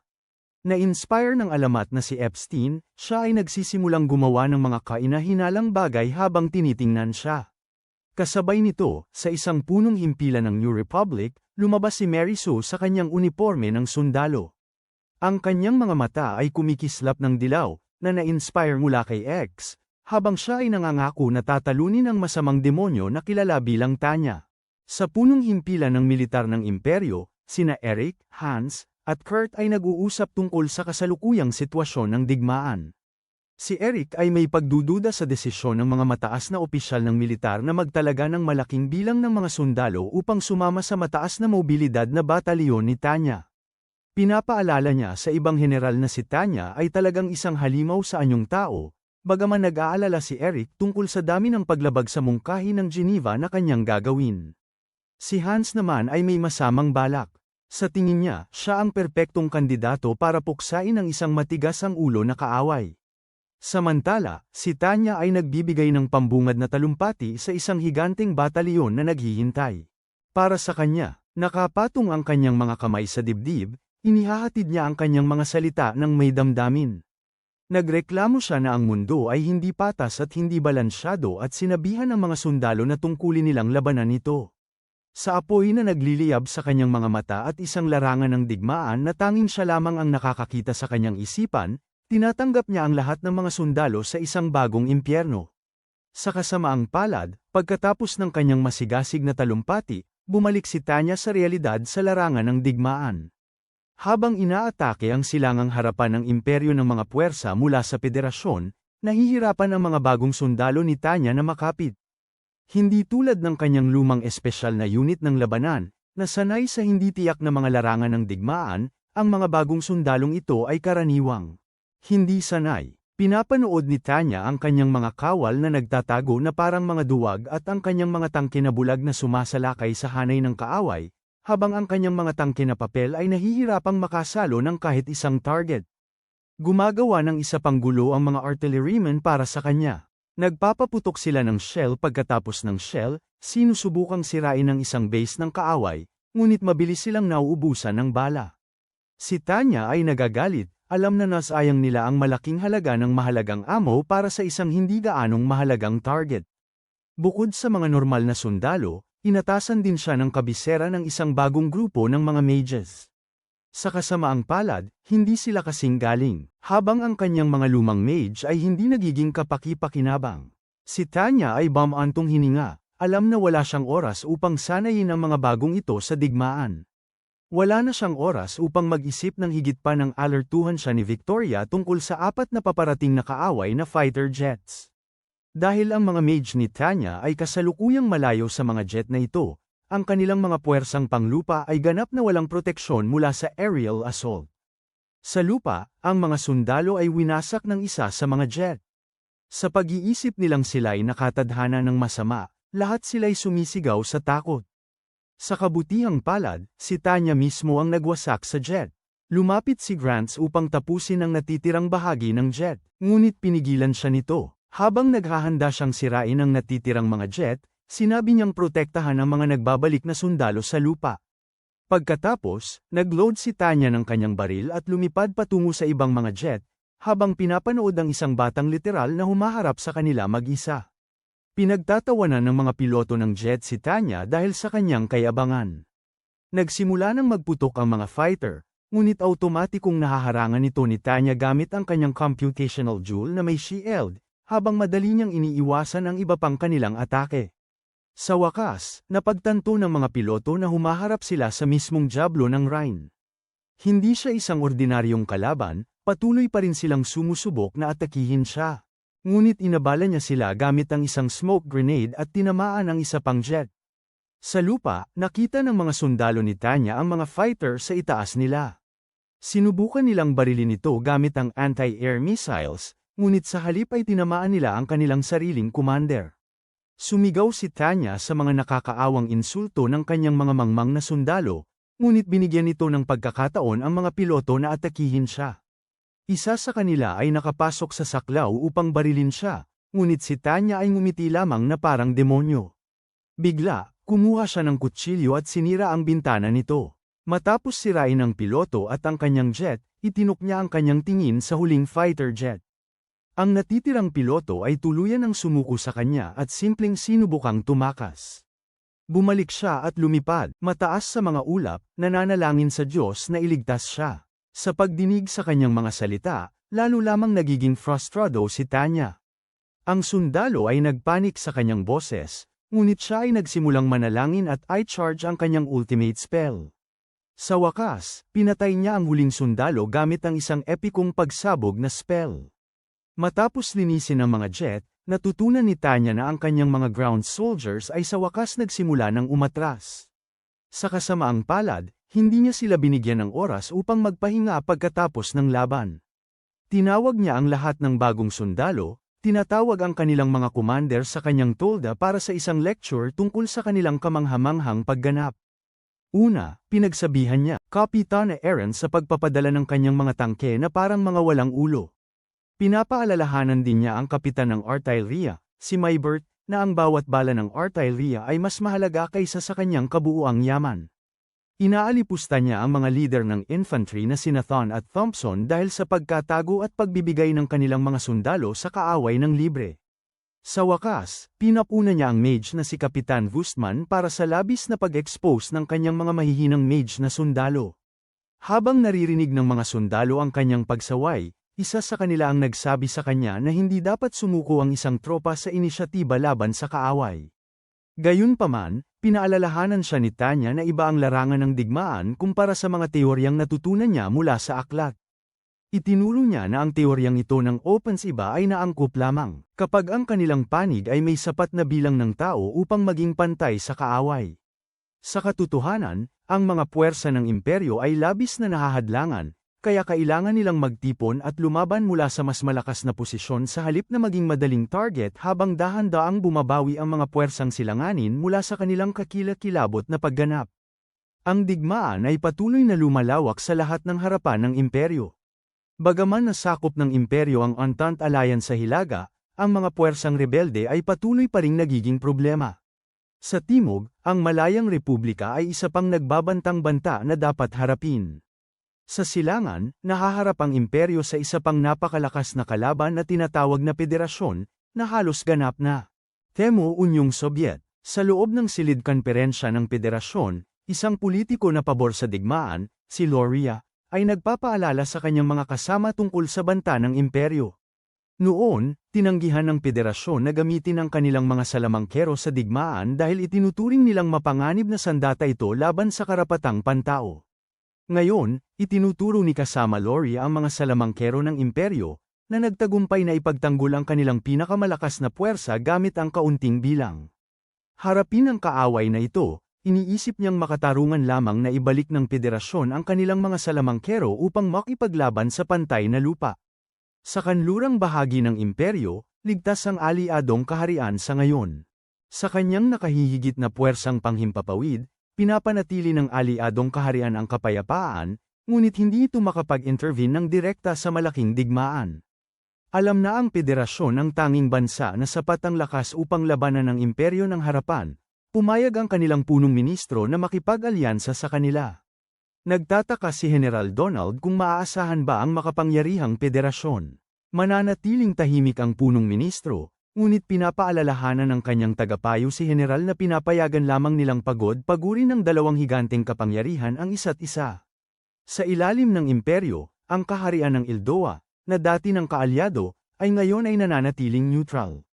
Sa kanluran ng imperyo, ang pinag-isang mga estado ay isa pang madilim na kabayo. Tahimik na tumutulong sa mga kaaway ng imperyo sa pamamagitan ng mga proxy na puwersa. Samantala, sa isang sementeryo sa loob ng federasyon, pinapanood ni Mary Sue ang mga bagong libing ng mga nagkakaisang voluntaryong sundalo na namatay laban sa. Nagtataka siya kung bakit hindi ipinadala ang mga sundalong ito sa kanilang bayan, kaya pinapaalalahanan siya ng kanyang komandante na magdudulot lamang ito ng higit pang problema para sa kanilang bansa. Sa kabuuang larawan, tila ang imperyo ang pinakamalakas na puwersa, ngunit ang kapangyarihan nito ay naging karaniwang kaaway ng buong mundo. Alam ni Tanya na totoo ito, ngunit nagtatanong siya kung paano umabot sa puntong ito ang mga bagay-bagay mula sa simula. Naalala niya ang kanyang mga bagong recruit, na mas mahirap turuan kaysa sa isang grupo ng mga unggoy. Bagaman siya'y naiirita, alam niyang ang tanging daan ay magpatuloy at talunin ang kanilang mga kaaway. Sa gitna ng kanyang mga iniisip, lumabas siya mula sa kanyang kubo para sa sariwang hangin. Habang pinapanood ang nyebe na bumabagsak mula sa langit, alam niyang magiging mas mahirap ang digmaan sa taglamig. Nakakuha ng lakas ang imperyo mula sa kanilang geopolitikal na posisyon at kakayahang kumilos, ngunit kapag natakpan ng makapal na nyebe ang lupa, mawawalan sila ng bentahe. Kahit si Tanya, na may napakalakas na talento at determinasyon, ay alam na hindi niya kayang manalo sa buong digmaan para sa isang tiyak na pagkatalo. Bansa, bigla, sumabog ang tagumpay sa isang pang-emergency na ulat. Ayon kay Major Wise, 2 brigadang infantry mula sa Federation ay kasalukuyang papunta sa kanilang lokasyon. Ipinaliwanag ni Victoria na si Wise ay kasalukuyang umatras kasama ang mga puwersa, kaya't huminga ng maluwag si Tanya, wala ng oras upang tumawag ng karagdagang suporta. Iniisip ni Tanya na sila ay haharap sa isang malaking laban. Tinipon niya ang lahat ng kanyang mga commander at ipinaliwanag ang kasalukuyang sitwasyon sa kanila. Sa ngayon, ang kanilang mga puwersa ay kulang laban sa kaaway, kaya't ipinaliwanag ni Tanya na sila ay maghihintay. Kapag nagsimula na ang galaw ng kaaway, ang mga puwersa ng imperyo ay tutugan at babagsakin ito mula sa ang proteksyon ng mga kuta nito. Habang tumatanggap ang mga sundalo ng kanyang mga utos, lahat sila ay bumabati sa kanya at kumikilos sa kanilang posisyon. Samantala, patuloy na umuusad ang mga puwersa ng federasyon patungo sa kanilang mga lokasyon sa gitna ng gabi. Tinanong ni Tanya si Thompson kung bakit nawawala ang kanyang kasosyo. Ipinaliwanag niya na si Thon ay kasalukuyang namumuno sa isang recon squad sa paligid ng perimeter. Nang marinig ito, piniga ni Tanya ang kanyang panulat sa galit. Sumigaw siya kay Thompson na dapat lahat ng sundalo ay nag-aabang, ngunit sinubukan niyang ipagtanggol na makakatulong ang recon para mag-scout para sa kaaway. Gayunpaman, tuluyan ang tumanggi si Tanya na makinig. Sinabi niya kay Thompson na ibigay kay Grant ang buong utos sa kanyang unit, bago niya ito biglang pinatay ang radyo. Sa tulong ng rebelde niyang hukbo, nagtataka si Tanya kung paano siya makakaligtas hanggang sa susunod na araw. Habang lumilipas ang oras, wala ni isa sa kanyang mga sundalo ang nag-ulat ng kontak sa kaaway. Nagtataka si Tanya kung sinusubukan ng kaaway na akitin silang lumabas, kaya't hindi pa siya nag-utos na kumilos. Bilang pag-iingat, humiling siya kay Wise na bigyan siya ng impormasyon tungkol sa kampo ng kaaway. Bagaman pumayag siya, binalaan siya nito na maaaring hindi tumpak ang kanyang impormasyon dahil mahirap makita sa gabi. Nagtataka si Tanya kung dapat pa ba siyang maghintay, ngunit ang kanyang artillery ay humihiling ng pagkakataon na umusad, nagpa siya na pagkatiwalaan sila. Inutusan niya ang artillery na magpaputok ng kaunting mga bala sa direksyon ni Wise. Habang tumatango ang mga sundalo, ibinibigay ni Wise ang mga koordinato sa isang pinaghihinalaang lokasyon ng kaaway. Mabilis na nag-load ang artillery ng kanilang mga bala at nagpaputok ng isang volley ng artillery sa mga itinalagang lugar. Tinanong ni Tanya si Wise kung pinipilit ba ng mga putok ng artillery ang kaaway na gumalaw, ngunit siya ay nagulat na walang galaw. Nang marinig ito, iniisip niyang maingat na naghihintay ang kaaway upang akitin ang kanyang mga sundalo mula sa kanilang mga lokasyon. Binalaan niya ang lahat na manatiling alerto at manatili sa kanilang mga lugar. Habang patuloy na naghihintay ang mga sundalo, walang nangyayari. Nagtataka si Victoria kung bakit napakatahimik ng larangan ng labanan sa kabila ng mga naunang galaw ng kaaway. Habang lumilipas ang oras, kahit si Tanya ay nalilito sa sitwasyon. Sa kalaunan, nagbigay si Wise ng update. Ipinahayag niya na dati, ang mga brigada ng kaaway ay kumikilos ng malapit upang hindi matukoy. Dahil sa tumpak na pagbaril ng artillery ni Tanya, talagang nawasak nila ang karamihan sa mga puwersa ng kaaway. Nang marinig ito, napagtanto ni Tanya na mas bobo pa ang mga sundalo ng Federation kaysa sa kanya. Sa wakas, siya ay huminahon at inutusan ang kanyang mga tropa na kumilos. Linisin ang natitirang mga kaaway. Sa kanyang utos, nagsimula ang lahat ng kanyang puwersa. Ang artillery ay nagsimulang bumusina, ang mga tangke ay umuusad, at ang mga sundalo ay nagmadaling lumabas upang makisali sa kaguluhan. Sa wakas, huminga ng malalim si Tanya, masaya na malaman na tapos na ang laban. Nang maglaon, pagkatapos bumalik ng mga commander mula sa labanan, binati niya silang lahat sa isang hindi pangkaraniwang masayang tono. Maging si Victoria, ang kanyang pinakamatandang opisyal, ay nagulat nang makita siyang nakangiti tulad ng isang inosenteng bata. Gayunpaman, pinanatili ni Tanya ang kanyang maskara at pinasalamatan ang mga bagong commander para sa kanilang mahusay na pagganap sa ang huling labanan. Kahit na siya ay galit pa rin sa kanila dahil sa pagsuway sa kanya noong nakaraang laban, kailangan niyang panatilihin ang magandang anyo sa harap nila. Sa katotohanan, si Tanya ang kanilang pinaka-senior na opisyal. Kung may mangyaring masama sa mga susunod na laban, siya ang magiging sisihin. Kung mangyari yon, kakailanganin niya ng mga testimonyo mula sa kanyang mga nasasakupan upang patunayan na sinikap niya ang kanyang makakaya sa isang ibigay na digmaan. Para dito, nais niyang manatiling nasa mabuting katayuan ng kanyang mga opisyal bilang paghahanda. Gayunpaman, binalaan niya silang lahat na kung ang nawawalang Thon ay mapatunayan na isang traidor, siya ay ipakikilala sa isang kaibig-ibig na firing squad. Pagkatapos nito, tinipon niya ang lahat ng kanyang mga sundalo at nagdiwang. Umaasa ng maagang pagtatapos sa nakasisilaw na digmaan na ito. Bagaman lahat ay nagdiriwang sa kasalukuyan, nagtataka si Tanya kung anong mga taktika ang gagamitin ng kanyang mga kaaway sa susunod na laban. Ngunit dito nagtatapos ang video na ito. Huwag kalimutang mag-like at mag-subscribe sa channel. Salamat sa panunood at magkikita tayo sa susunod.